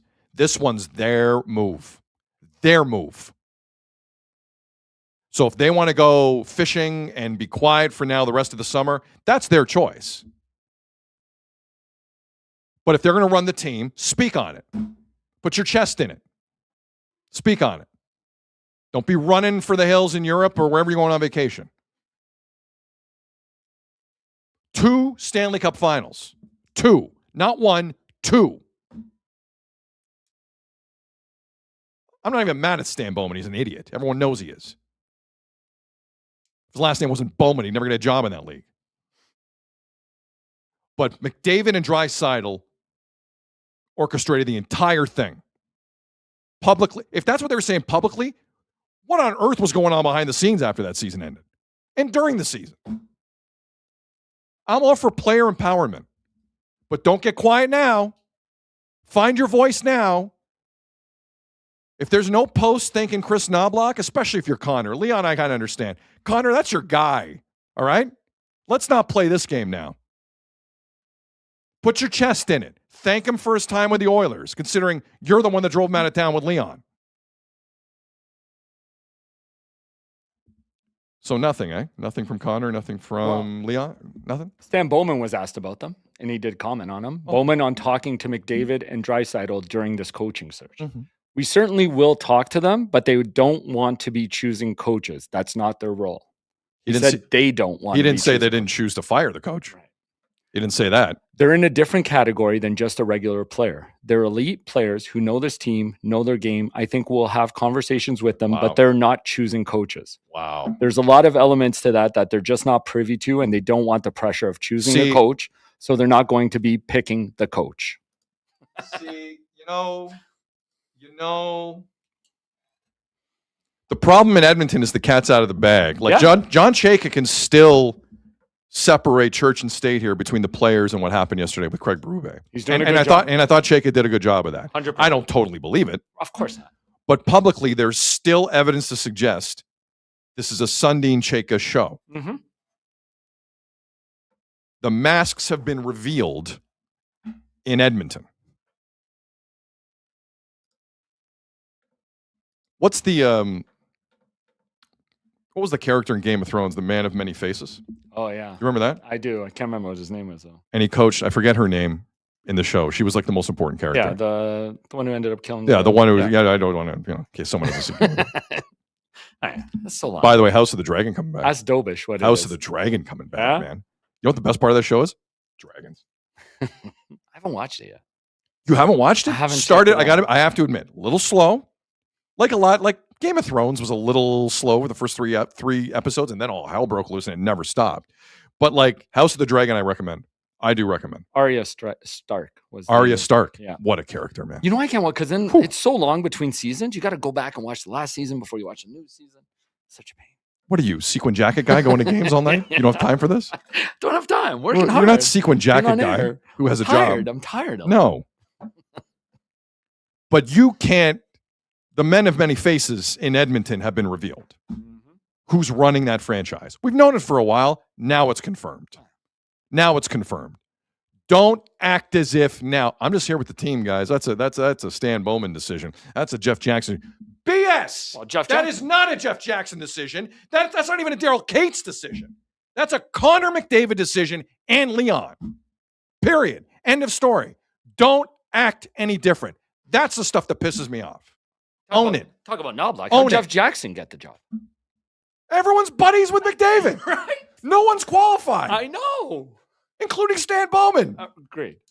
Although he's not buddy. Is he buddies with McDavid? I don't know. But without Kane and Taves and Duncan Keith, that guy doesn't win nothing. No, but you wonder why there's some Own it. You wonder if why you're there's McDavid and Draisaitl. I don't like the silence on social, especially from McDavid. That's your guy, Knobloch. That's your guy. Yeah. You've known him since you were a kid.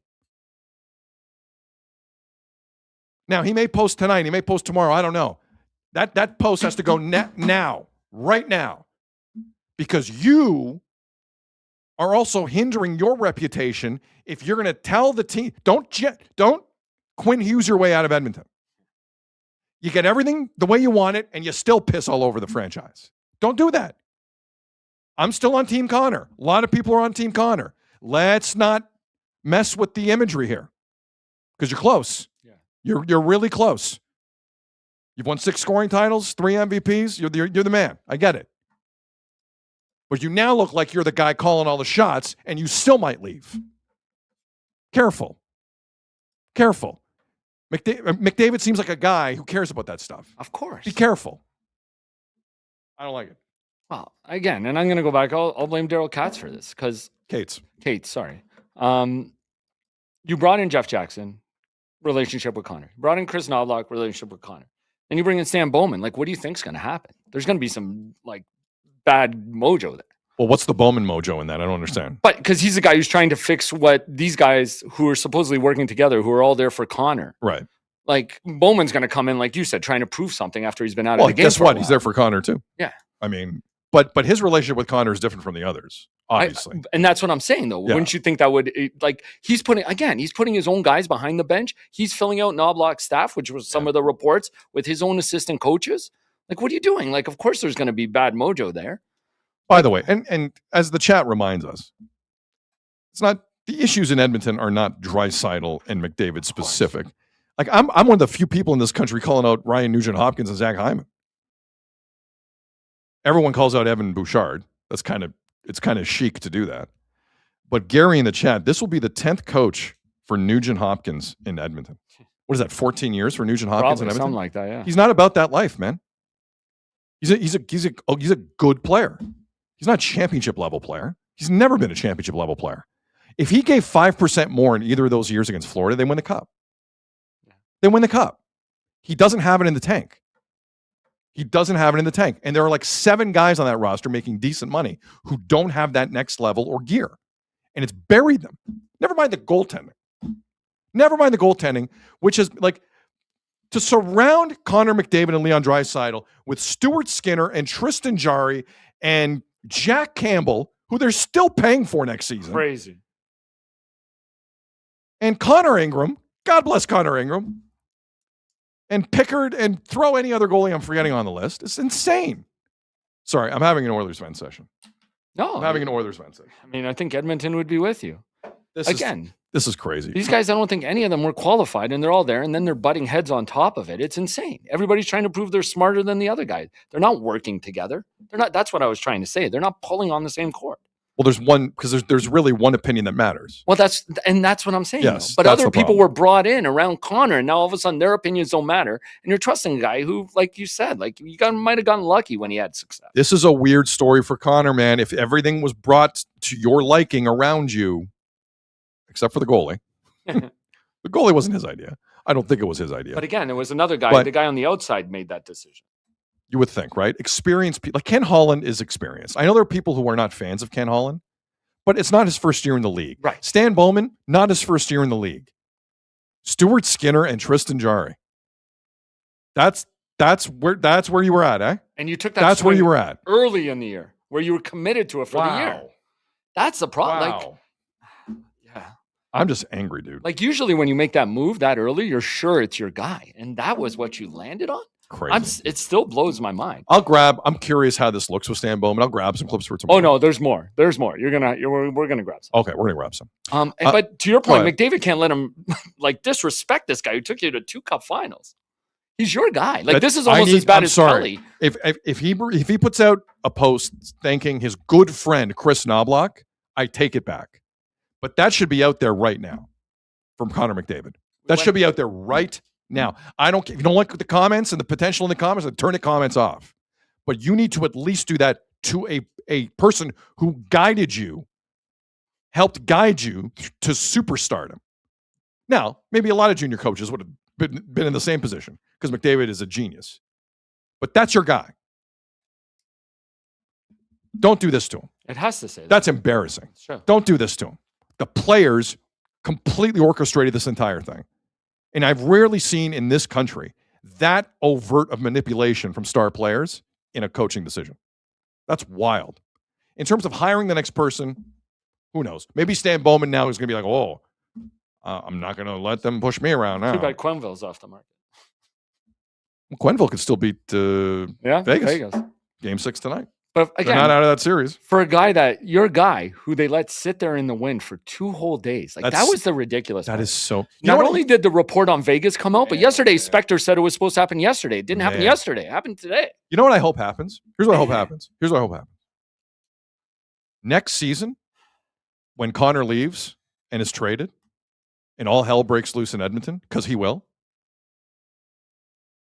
I want the Oilers to wait till August 28th to fire Stan Bowman when there are no jobs available. Yeah. That's what I hope happens. Seriously. To hell with Stan Bowman and everything he's about. To hell with him. I hope they wait till the hiring cycle for GMs in the National Hockey League is over, and he's lucky to get an advisory role with the Preds by the time next offseason is over. That's the level of professionalism this is. That's a joke. Now, in fairness, it's not like Knobloch can't get another gig. You never know what's going to happen. I think he will. And most coaches get fired anyway. Like Knobloch and Cassidy and maybe Craig Berube will be working by December 20th of this year. I have great faith in that. I have great faith. Experienced guys. Rick Bowness got a job, cussed out his team, got an extension. Well, let's bring that up again. This guy hasn't even started the 3-year extension. Like a coach in the NHL. It's good money too. It's good money for Chris Knobloch on the contract. But the average lifespan of a coach in the NHL is like not even 2.5 years. I think it's down to like 2.3. You gave this guy a 3-year extension, which hasn't kicked in yet, and now you fired him. Like that's ludicrous. He has to answer for this. I just wonder who guys are loyal to in Edmonton. Like it has to be Connor. Right now, it's Connor. It's the Church of Connor, and that clock's ticking, dude. Yep. A-Money in the chat reminds us former Oiler Brett Kulak won the series against Minnesota Wild last night for the Colorado Avalanche. Wow. And Brett Kulak is off to another conference final, having been to a slew with Edmonton. And I believe the bubble year, the Northern Division year, he was a member of the Montreal Canadiens. Yeah. How about that? Now, to be fair, it's not like I think people forget Brett Kulak wasn't playing good hockey for the Oilers this year. So let's not completely rewrite history on that. But it's definitely something that got noticed in Edmonton yesterday. Was Bowman in there? I think one of his first moves was the offer sheets, right? Or was it not? Was that somebody else? I can't remember. I'm going to have to go through this tonight. Well, it wasn't long after Ken Holland was let go. Right. No, sorry. No, Peter Chiarelli was in St. Louis for that. Oh, right. That's how that happened. Right. That's former Oiler GM Peter Chiarelli Yeah. waited for the entire offseason to settle down, looked at it to the penny how much cap space the Oilers had with RFAs available, and it was go time. And the offer sheets, it was brilliant what St. Louis did, because the offer sheets, they didn't have to give up like that many picks. Yeah. It was like right below the threshold. It was beautiful. I'm telling you, it's been a mess over there for a while. Beautiful. And again, but for a guy who led you to 2 Stanley Cups for the statement. It's incredibly disrespectful to Chris Knobloch. For a guy we knew was fired 2 days ago, and for the statement to come out and be like, yeah, he's gone. Look, am I here saying Chris Knobloch for sure was the guy that should have come back next year? I'm not. But to do it this way is wrong. That's wrong. I'm sorry. It's wrong for the golly gee organization, the Edmonton Oilers, and that image they try and project. The family imagery. Oh, here goes Paul Coffey's back. And get out of here. Like they care. Joke. Chris Knobloch. I hope Chris Knobloch takes over the Golden Knights next year, because they don't have a coach next year, technically. Tortorella's still unsigned. That is true. Okay. Anything else on the Oilers before we move on here? Because Vancouver is also having a kind of wow afternoon here. Start being professional, Edmonton. Come on. Yeah.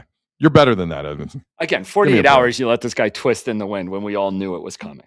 So the Vancouver Canucks, I can't believe the Canucks, the Oilers, and the Leafs are all getting their business done before the Preds still have hired their new boss of hockey ops. I know. The Preds must be looking at someone specific. It's crazy how long this is. Because the Preds were like first in this pool. Even with the search firm. And they still, with the search firm.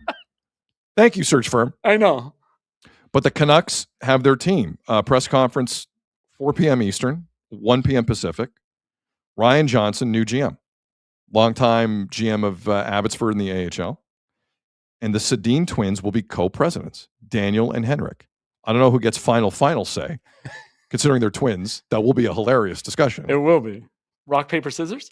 Daniel Sedin was technically drafted ahead of Henrik because of the number. Brian Burke picked Daniel Sedin second, considering he's 22.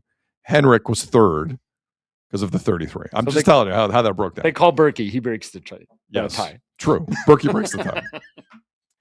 No, they call Patrick Steffen, who went first overall, to break the tie. So the Canucks have their team.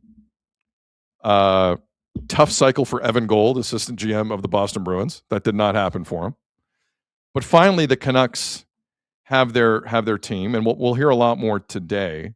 There was another interesting one yesterday. Did you see the Farhan Lalji TSN tweet? I believe so. Wait, like 10:30 Eastern last night. Mm-hmm. Jim Rutherford cleaned out his office yesterday. Something's up there. Something's up with Rutherford. Yeah. I just think I hope health wise he's okay. I think professionally it would be good if all parties separated at this point. So that's the move for the Canucks. I don't know how this Sedin thing is going to work. I don't know. I am always skeptical. I'm skeptical with Sundin in Toronto. I'm skeptical of bringing back the legendary figure with very little experience in this role. Now the Sedin's actually they've been in player development. They have more experience than Matt Sundin had. Right. To be fair to Daniel and Henrik, but again, it's a mix. I can't believe I'm going to say this. The Leafs are trailblazers here. It's a mix of large inexperience and the unknown with Ryan Johnson, although Ryan Johnson's a light guy in Vancouver, and experience, and I trust the Sedins. Now, there's a large job here in Vancouver. Oh. With Francisco Aquilini in the mold, or in the fold, pardon me. There might be mold in the walls for all I know. But with Aquilini still in the fold, I don't trust this gets righted. And if it gets righted, it's a Band-Aid as usual. The wounds stay open. I'm just happy a guy like Ryan Johnson, who's paid his dues, gets a shot. I like that. Well deserved. Yeah, well deserved. What does this mean now for the race for Manny Malhotra, head coach of Abbotsford in the AHL? If you believe history, the Leafs have a relationship, obviously, with Manny, who worked on the bench once upon a time here. Mm-hmm. Manny Malhotra has a stronger history in Vancouver as a player and a coach at the AHL level. I don't think Adam Foote did a great job coaching this team last year, as it must be said. And, I hear a lot of people say Bruce Cassidy has a good setup right now for him in terms of what he wants to do. I think if you're David Carl, the University of Denver, and Manny Malhotra in the Canucks organization, you have good situations staring at you. Yeah. Very good. Oilers need a coach. Leafs need a coach. The Canucks might need a coach. There's a lot going on here. There is, especially around Canadians. The Golden Knights do not have a coach next season. It's true. True. Like if you are one of these names, it's go time potentially. If they go to the conference final, does Torts just get a contract there? No, because it'll end poorly. It will be. Like Marner, I don't know if people noticed Marner game 5. Stop me, you heard this before. No points the other night. So we'll see what game 6 has in store tonight, because apparently, according to American media, Marner is going to win the Conn Smythe. So we'll see what game 6 has in store this evening. But we'll see. If you are one of these coaches, you're in a good spot. You're in a very good spot. Dude, how weird is this to say? The Leafs are the adult in the room right now when you look at these other Canadian teams. It's weird to say, but I think you're right.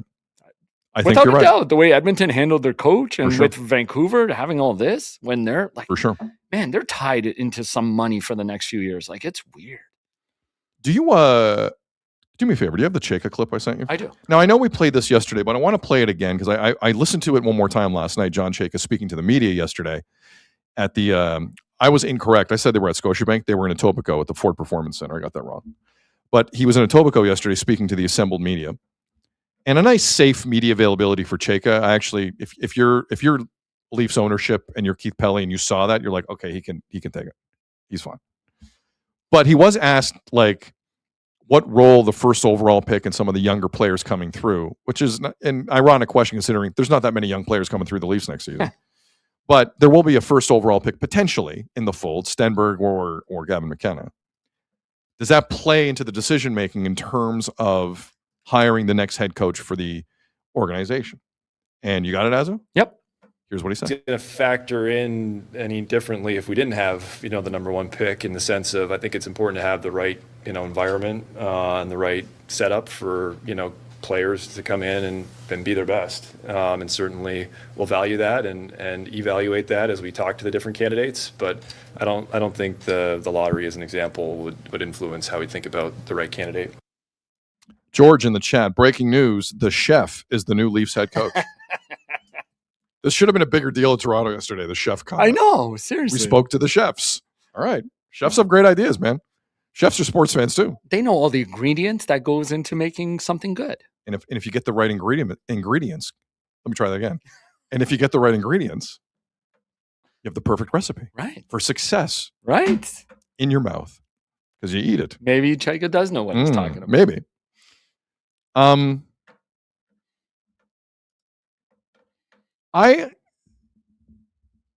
want to step back from, like I said yesterday, I believe it should be a youngish head coach now running this team. I don't necessarily buy that anymore. I want to just alter it, in my opinion, a little. What I don't think this organization needs anymore is a coach with a ring who trusts their system to the grave. Because I understand why that coach trusts that system to the grave, because it won. I completely understand that. But whether it's a David Carl, a Manny Malhotra, Chris Knobloch, a Jay Woodcroft, I don't know. Who knows? Whoever it is, I would rather them not have succeeded and step into this situation. Because there needs to be a level of humility across the board. I love Matt Sundin. No cups. Didn't get to a cup final. I love Matt's. There is a big hole in that resume. And if everyone is equally ignorant to a certain world, I don't think any idea gets shot down. Now, they're going to have their way of doing things. It's going to be analytically driven, and that's the strategy they're taking. All right. But I think part of Berube's failure in this town was I got a ring, so I know what I'm doing. And part of Mike Babcock's deal in this town, among the many things, was I have a ring, I know what I'm doing. Brian Burke's deal in this town, I have a ring, I know what I'm doing. Lou Lamoriello, I have a ring, I know what I'm doing. Brendan Shanahan, I've won rings. I'm a Hall of Fame player, I know what I'm doing. That has not served this organization well. There needs to be humility. It's not just alignment in terms of thought process. It's alignment in ego. That's kind of what I'm thinking. And if it's an older coach who's number one, I'm fine with it. But that level of don't tell me what to do, I believe Berube had a bit of that. As respected as he is, I heard a lot of positives. Like I felt like I was at a wake yesterday. Like, guys, he also screwed up a lot. A lot. And it was just, I'm not moving from my system. Why? Because I won in St. Louis. Okay, I understand why you don't want to move from your system. But the mentality in this town can't be that. People care too much. You want to pull that in Columbus, go nuts. But not here. Especially when it's not working. Right. If it's not working, it's not worth anything. So that's where I'm kind of at with the hiring process. I wanted to amend some of the things I said yesterday. I'm not against an older guy, a 50-plus guy, 55, or woman or whoever, coaching the team. But it can't be my way or the highway. Can't. No. I think you're bang on with all that. And again, like Berube just trusting the vets, like Morgan Riley, and throwing him out there 25 minutes a night was insane. And again, I think it sealed his faith when they got the first overall pick. And dude, like any not solace, I don't know, like hope that the Marlies are into the third round of the playoffs. You know who's leading all any AHL defenders in scoring? William Villeneuve. All right. I like William Villeneuve. And apparently he's moving the puck around. I haven't watched too many games. I might start making a point. I read an article yesterday. Here's the headline. The Maple Leafs need a puck-moving defenseman, and they might have one right under their nose. Not to say he's going to be a superstar, but they have guys there. Heaven forbid. Logan Shaw down there is playing great. Vinny Lettieri is playing great. Easton Cowan's playing yet, and of course, Artie and Ned is playing great. But Berube never even gave any of these guys a sniff until it was too late. But also not just a Berube issue. Keefe, same thing. Babcock, same thing. That has to end in this sitting, man. Yeah. We have to give 2 kids a chance every year to see what they got. Dude. I don't care what the Leafs record is. How that didn't happen last year under Berube immediately was a fireable offense. Right. Immediately. But that's why Berube's not here anymore. And anyone fighting against it, I don't see many people fighting against it. Can't. But like that alone, to not try, like there needs to be an organization. I hope part of the organizational shift John Chayka mentioned yesterday was we're giving 2 kids a shot per year. That's what it should be. I heard people they said they didn't understand what that means. How about getting younger? This or league giving is- opportunities. Do you know what one of the biggest issues was in Edmonton post elimination to the Ducks? Do you need to give other players more playing time so they can like succeed more and feel good, which the Leafs also never do. Those are 2 very similar problems those organizations have had. No, you're right. Very similar. That's why I keep going back to the offer sheets for Edmonton and not signing them because they didn't trust the guys they had in their system or wanted to give them a shot. Like you have to at some point. The fact that Villeneuve is having this kind of playoffs in the AHL, you can't tell me he didn't deserve a sniff when their defense was the worst in the league. You have to try. You have to. Simone Benoit can sit. Instead of Morgan Riley playing Troy 26 minutes. Stetcher's not your future. I like Troy. I like his story. He's not your future. Story. Had a great couple weeks. Sean in the Yukon in the chat. See what you have. Yes. So you can make a decision. Yes. Chris LaRose. Berube trusted Cowan like he trusted a barbell over his head. Hey, because of all the blood. There was a lot of blood involved in that. Eh? But dude, like start paying attention to the Marlies. Like I'm going to try and get some hope from there. Like honestly, Chayka and Sundin are having a good run here. Okay, it's been 2 things though. No, 3. Well, now if you look at the Marlies and some of these guys perform. Let's ease up on the good run. I'm just saying, man, they're changing. One was the balls bounced. Right. Good run. They did the obvious thing with the coach. The bar is so low for a good run in Toronto, that's considered a good run. But you're also like how they're leaning expectations. To your point, what Chayka said there, like he's not telling you exactly what it is. He's leaving it open. He is. And again, the more I think about it, I understand why the Matthews meeting is being delayed. He's got a lot to do, man. He's got to assess everything. He's still probably filling out his staff. Like it all takes time. And the longer this goes between the firing of Berube and the meeting with Austin is probably the better look. That's what I'm saying. Because this complete disaster in Edmonton is avoided. Right. They can't get around this now. Again, it's almost, I think McDavid needs to have like another press conference. That's how bad this is. This is awful. I don't This disagree. is an awful look for him. You pushed your junior coach out the door. It's ruthless. I get it. But really? We're gonna do it like that? That's how we're gonna do it. The Leafs beat the Oilers on the coaching front, and they've looked better at doing it. And the Leafs beat the Canucks on filling out their front staff and look better doing it. It's true. It's true. And again, I think Chayka's giving the right perception here of not committing to anything, being open, and giving it some time. Did you going back to Vancouver for a second, but it relates to the Leafs. I mean, and Edmonton. Really. Everything relates. There's a to lot the of Leafs. concurrent storylines going on here. Canadian hockey's fascinating right now. You got the Habs getting ready for Game 6 tonight. Sorry, Game 5 tonight. Forgive me. Habs are winning tonight. Definitely. Habs are winning tonight. Dobish, and they're better on the road. Dobish. Let's go. Yeah. Dobish after a loss. The Boom new face. Vasilevsky. Boom face. He is. But last night in Colorado, Abs were down 3-0 and eliminated the Wild. And Quinn Hughes wasn't great. Played 30 minutes, but like wasn't quintessential Quinn Hughes. Now, when Quinn Hughes was traded last December from Vancouver, like you heard some whispers about the vibe of the room. And then around the trade deadline, when Connor Garland was traded, and then Tyler Myers got traded to Dallas, you heard some other things that the room was maybe getting a little better. Mm-hmm. And then Jim Rutherford, after the season, in usual Rutherford fashion, just threw bombs all over the place and said our room got significantly better after the deadline. So, like, it wasn't just a Quinn Hughes thing. It felt like he was throwing other people under the bus. But there was an interview yesterday done by Don Taylor and Rick Dollywall in Vancouver on Donnie and Dolly. Shout out Donnie and Dolly. Good show. It's a really good show. And they had on Max Sasson of the Canucks. Now Max is like a season and a half into his NHL career. 10-minute-a-night guy, 12-minute-a-night guy on the wing. But he spent time in Abbotsford when they were winning in the AHL, and he was in that room with Quinn Hughes in the room, and he was in that room without Quinn Hughes in the room. Wow. So Max Sasson was on with Donnie and Dolly yesterday.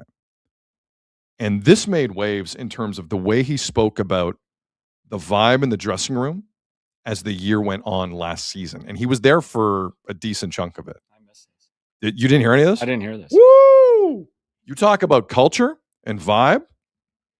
The first voice you're going to hear is Sasson. Then Don Taylor comes in with a follow-up, and it's Sasson again. Listen. Excited about is just the last couple months of the year. I know maybe the results, weren't sky high, but I thought that we kind of became a team, and guys pulling for each other, and the locker room got just night and day better from, and I'm sure you've heard a lot of people say that. But yeah, being there, you could feel it. So, going on the road, and everyone's hanging out, and everyone kind of putting their egos aside and coming together. That's exciting for next year. Let's go back to one of your previous answers, if you don't mind, Max. And maybe this is directed at the people who roll their eyes when somebody brings up the room and how important culture is in the room. It's well documented. There wasn't a lot of positivity before the moves were made near the end of the season. Just how important is it to have a positive culture in the dressing room, in this case, the Canucks dressing room? It's huge. Obviously, in Abbotsford, the last year, 2 years ago when we won, I saw what a kind of a winning locker room and a winning vibe and culture can do for a team. And, I think the people that roll their eyes about it probably, I don't care if it's going, to your job in the office or, going to the hockey rink. Like, you want to go in there with a smile and a comfortability of, being able to be yourself and, having people around you that want you to succeed and you want them to succeed. And, I don't think we had that for at least my first year and a half. And, I think just at the end, it was just great to see how tight the locker room got and how everyone kind of put their egos aside, like I said, and just allowed everyone to be themselves. And, I think you started seeing some guys really step up their play. I think because they weren't thinking about, this or can I do that or, being judged or whatever. Being judged? Being judged. Wow. What the hell's going on in that Canucks room? That's a strong way to end that. I thought JT Miller was the problem. Right? Slosh Hogger in the chat. Who is this pigeon? You know what? Good question. I wouldn't have used the word pigeon. It was someone in the room. I will listen to that person. Now, I still have a hard time believing that's all Connor Garland and Tyler Myers he's talking about. I don't think that's fair to them. And immediately last night online after the loss to the Avs, you're hearing stuff that Quinn Hughes has already told Minnesota, I'm going to free agency. One more year left for Quinn Hughes. That clock started ticking last night. But Quinn Hughes is a very, very talented guy. Very talented guy. You're hearing things, though. You're hearing things. And that Avalanche win last night, as much as some people are taking joy in having Bill Guerin and Quinn Hughes get bounced like that in the toughest division in hockey. If you are in Toronto or Ottawa or Edmonton, you better not be spiking footballs on that because Bill Guerin's about to raise holy hell this offseason. And he's gonna do everything in his power to disrupt. Believe that. Believe that. He got a taste of it at the Olympics. He ran Team USA. He wants the cup. He's got one more year at Quinn Hughes. He's not going to be quiet about it. He needs to be quiet about it for tampering reasons. But there's an element of what he's about to do which isn't that quiet, if you know what I'm saying. Just watch for it. Bill Guerin is not going to sit on his hands this offseason. He lost some assets to Vancouver in that deal with Hughes, obviously. He didn't lose all of them. He didn't lose all of them. He's got 1 year left of Quinn Hughes. You saw Cale Makar last night. The guy's shoulder it doesn't look like it's going to stay in place. I don't know how the Avs are going to win the cup. They do need Makar. But Bill Guerin, everyone laughing at Minnesota last night. Look at you guys. Couldn't even get out of your division. If you're in Toronto, Ottawa, Edmonton, you need to shut the hell up on that. Bill Guerin's about to give you a very uncomfortable summer, and you know exactly what I'm talking about. You know exactly what I'm talking about. I don't need to say a word more on it. You know. And it's a shame because I like Quinn Hughes as a player a lot. He's fun. I think he had the puck more, or the puck on his stick more than anyone else by a country mile this postseason. It's unbelievable to watch. Like, it's not even close. Even that game in Toronto, like, he just dominated the game. Dominated. But you're right. The clock's ticking for Minnesota with the time they have left with them.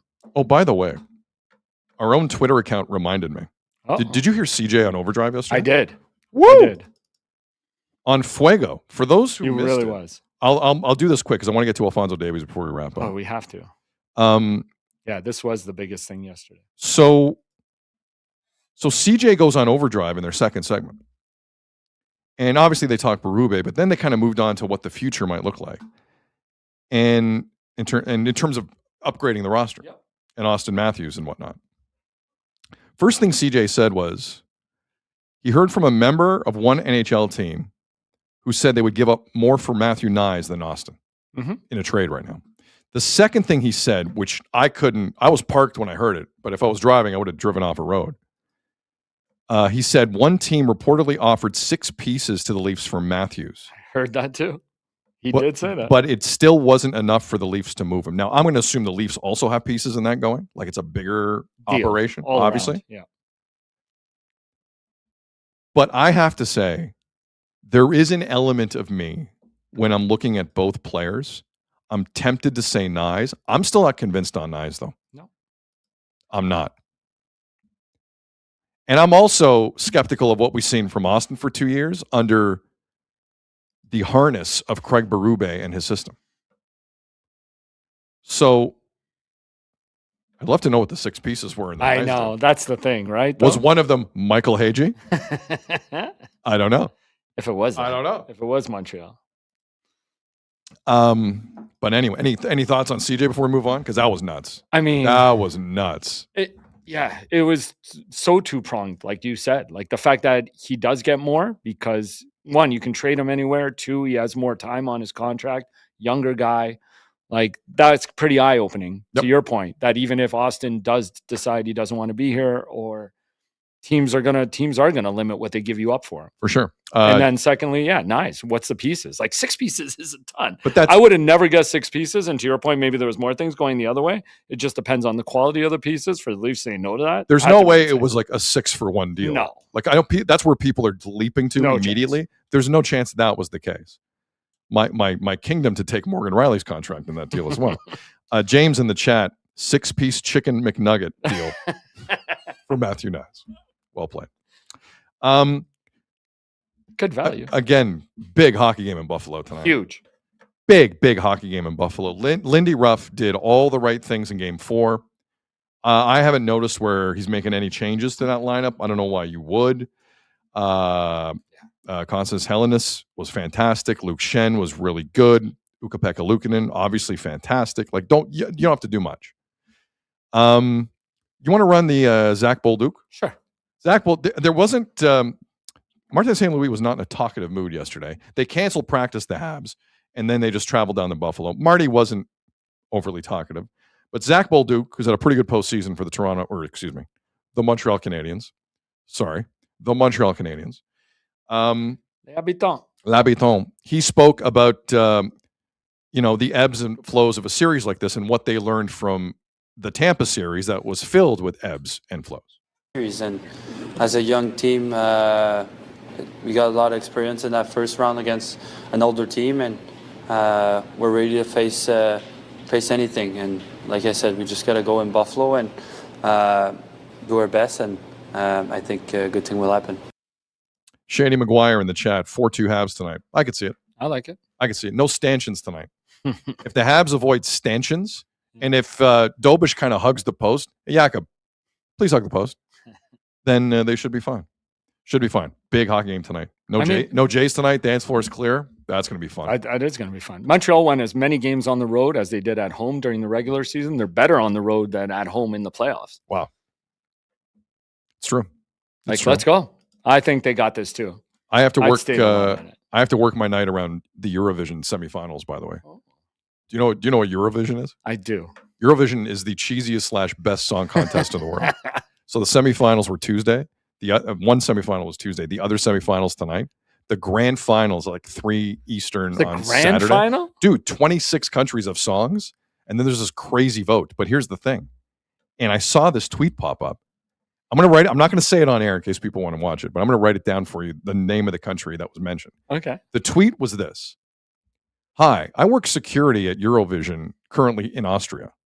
Like the production on this is incredible. Yeah, Like I've seen clips of it. I don't watch it. I work security at Eurovision. And he goes, just so you guys know, the winner's already been picked. I went, what? What? So it proceeds to tell you which nation he's seen evidence of that has already been picked to win. I'm going to write it down on this paper right now. I'm going to give it to Azo. And just, come on. No, It's not a prediction. It's a okay. spoiler. I'll It's say Paul it. Ray- I'll Paul say Heyman it. said. I'll say it. But I'm going to. I can't wait for people. You know the voicemails we're going to get now? That's fine. This is actually one of the kindest ones. I'm going to walk this over to Azo. Okay. This is the tweet I read from a security person. Oh, wow. I'll walk it over to Azo. Walking over right now. People want to see you? Monday. Yeah. Open that up. Monday? Monday. Okay. Don't open it yet. All right. All right. Don't open it yet. Okay. I couldn't believe it. Where am I going to store it? So that's a busy night for me. Eurovision. Wow. And How then long? How long does that last? Like, how long will you be glued on that? It's I mean, everything's on YouTube, so I can just zip through. Tonight's 15 songs, so I can get through that in like an hour. Damn. Oh yeah, but they're all exactly 3 minutes. Like there's rules. Oh. There's 3 minutes for the song. You're not allowed more than 6 people on stage. Some people in the chat already know the country that was selected. And I'll leave it at that. No way. And it make and For the record, Eurovision was something different when I was growing up. yeah, it was. Shout out Tele Latino. All right, quickly. The World Cup is less than a month away. Azo inspected the seats last night. Everything's going to be fine. We'll Down be at BMO Field. Everything's good. Weather's great. Everything's good. Will Alfonso Davies be good for Canada? I have no idea. They open up June 12th against Bosnia-Herzegovina. We're going to be live streaming the entire game for you here on YouTube, X, and Facebook. Join us if you can. Please. Now, Davies, last week around this time, it was released, the news that he has a hamstring injury out 4 to 5 weeks. This week, publication Bild, B-I-L-D, in Germany, who are tabloid-ish in nature, had the following report. And this is what they said. And this is what's got Canadian soccer fans upset. More upset than normal. The report goes like this. Bayern are facing a dilemma regarding Fonzie. His latest injury is a muscle tear and actually requires a 6-week rehab. However, clubs are obliged to release their players to the World Cup teams in 3 weeks. In Canada, there's talk of only 4 to 5 weeks for the injury, meaning Davies could return just in time, as fate would have it, for the start of the tournament, which is a huge risk. Even if he were to travel only as an observer, Davies' rehab would not proceed ideally, as it would constantly be interrupted by intercontinental flights and domestic travel. On the other hand, if Bayern Munich were to insist on completing the rehab entirely in Munich, it would be tough for Davies as he would miss his home World Cup, a once-in-a-lifetime experience. So, you know, there was a lot of people last week when we talked about this issue who said, Bayern Munich's opinion doesn't matter. No, it does. Because he's probably in a state physically where their medical team is the only thing keeping him standing up right now, let alone having a chance to play June 12th against Bosnia-Herzegovina. And there are a bunch of Canadian fans also online right now who are mad at Bayern Munich for playing Davies in the second leg Champions League semifinal against Paris Saint-Germain. Kind of a big game, by the way. And Davies played 20 minutes, by the way. He didn't play the whole game. You know why? He can't. But players are deemed healthy to be subs. That happens in soccer constantly at that level. And people are saying, Bayern screwed us. Bayern played Davies when they shouldn't have played Davies. Let me explain something to you.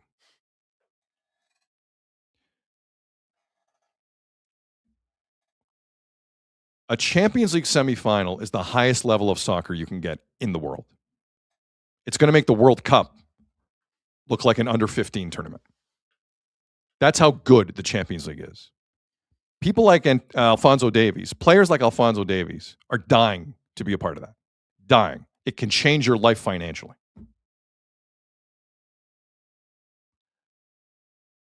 If Alfonso Davies thought he was putting himself at risk basically a month out from a World Cup, do you think he would have gone out there?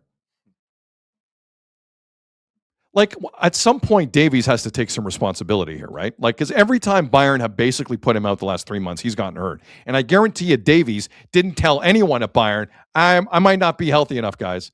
I guarantee you that's not how those conversations work. Alfonso Davies has been pressing to play to prove he's good.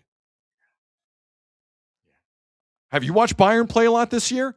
I have. They got players playing way better than Davies. They haven't needed Davies this year to dominate.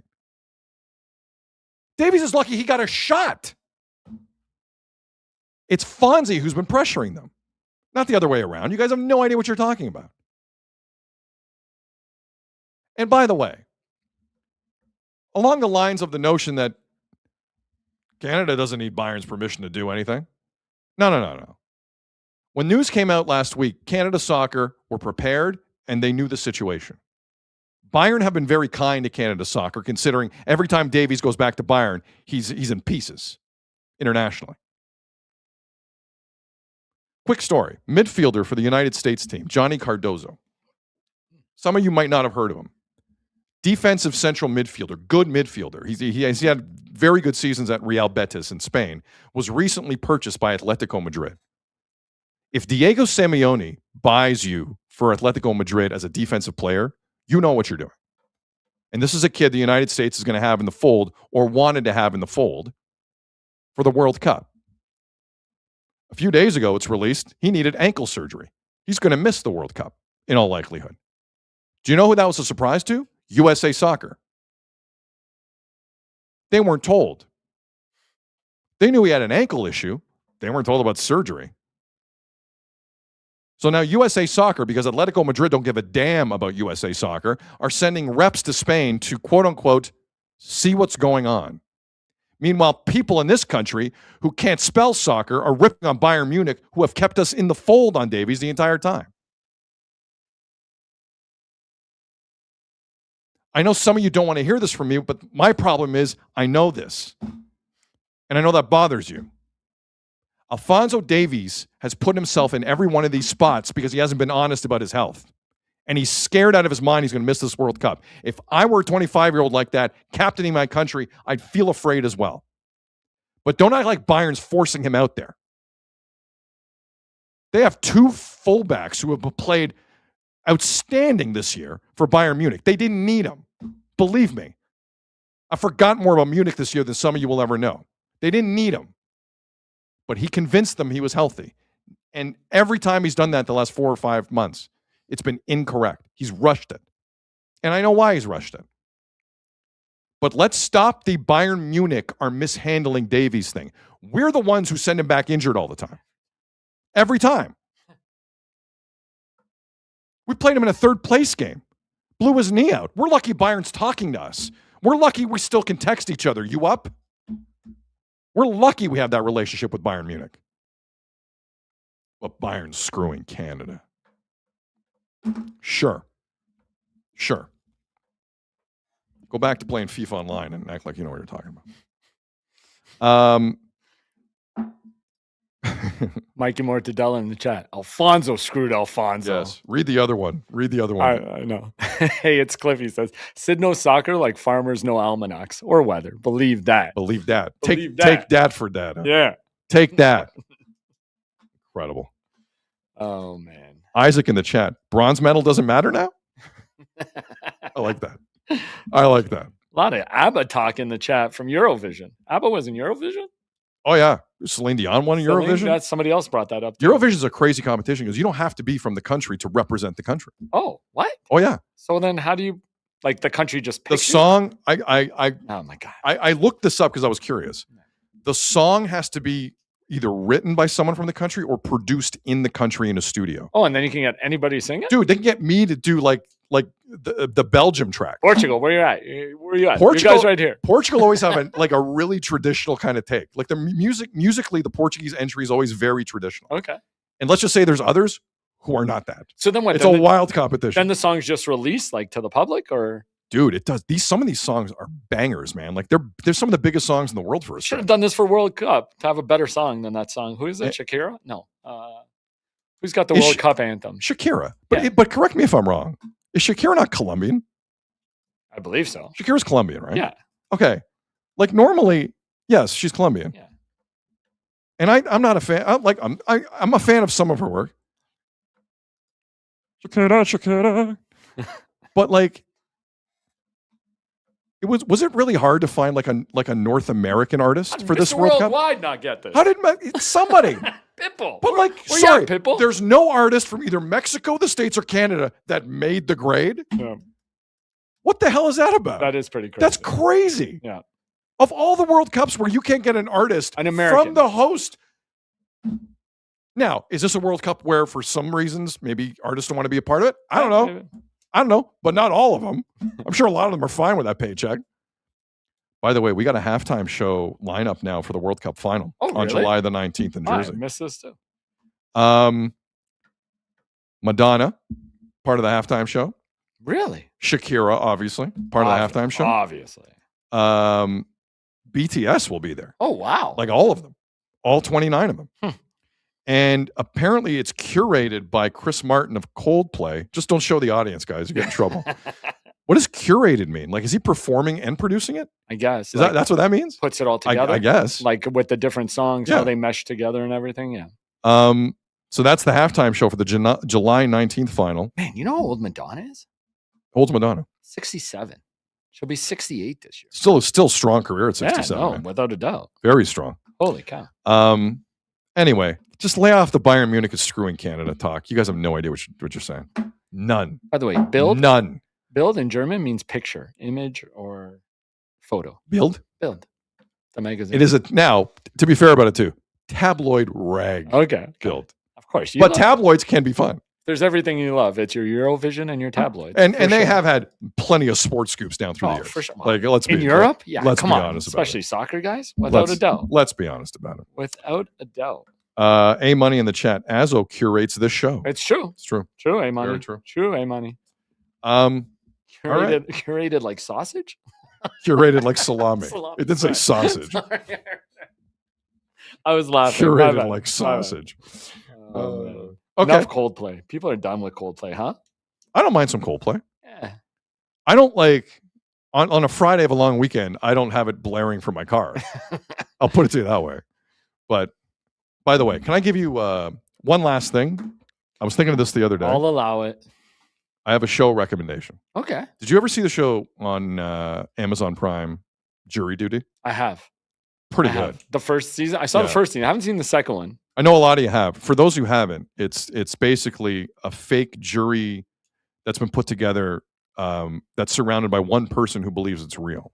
And they just mess with this guy constantly. The production is ridiculous. And the best part is when the show's over, they show you how it was produced. Yeah. The team on this is incredible. So the sequel came out. Have you seen the sequel? I've seen the trailer. I haven't watched it. You haven't watched it? So it's called Company Retreat. Yes. So the premise is, and everyone's in on it except for one person, is a family-owned hot sauce company called Rockin' Grandma goes on a retreat.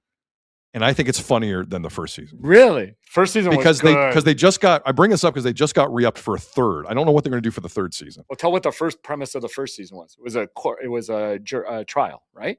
Well, jury duty, yeah. Yeah, I mentioned the jury oh, was put sorry, together. sorry, Yeah. yeah, Sorry, but- I thought that was self-explanatory. Yeah, sorry. But it was a fake trial they put together. But they put together a whole which was fake amazing. trial. It was It was unbelievable. amazing. But like, and it gave vibes of a show back in the day, Ordinary Joe. A Fox show tried to do the same thing years ago. Kind of remember that. I think it was called Ordinary Joe. I thought you were going to say pros versus Joes. No, I remember Pros versus Joes. But I got to Company Retreat, the second season of that show is better than the first one. Wow. I I think it's better. The premise seems amazing because it's a new employee, right? And he goes on the company retreat or something. Is that how it works? So you finish the season? No, it's basically they bring an intern in to help with the company retreat, that's what it is. and all hell breaks loose on the company retreat. Amazing. It's just cast beautifully. Thankfully, the weather's going to be crappy all summer, so I'll have time to watch it. Okay. Anyway, I don't give out recommendations often. No, okay. You know what? Start watching it tonight because the weather. If you're in Southern Ontario, it's going to be an amazing weekend. No, Habs on tonight, man. And then we'll have some Eurovision. Shout out semifinals of Eurovision. All right. Anything else, Azza? No, I'm good, man. All right. On behalf of Jeff Azzapardi and everyone here at Sick Media, I'm Sid. You've been watching and listening to the Sid Seixeiro Show, powered by Sick Media. Enjoy the rest of your day. Let's see what tomorrow brings. Go Habs. Take care. We'll talk soon. And that's a wrap. Hope you don't miss us too much until next time. Follow the Sid Seixeiro Show on YouTube, X, Instagram, Facebook, and wherever you get your podcasts.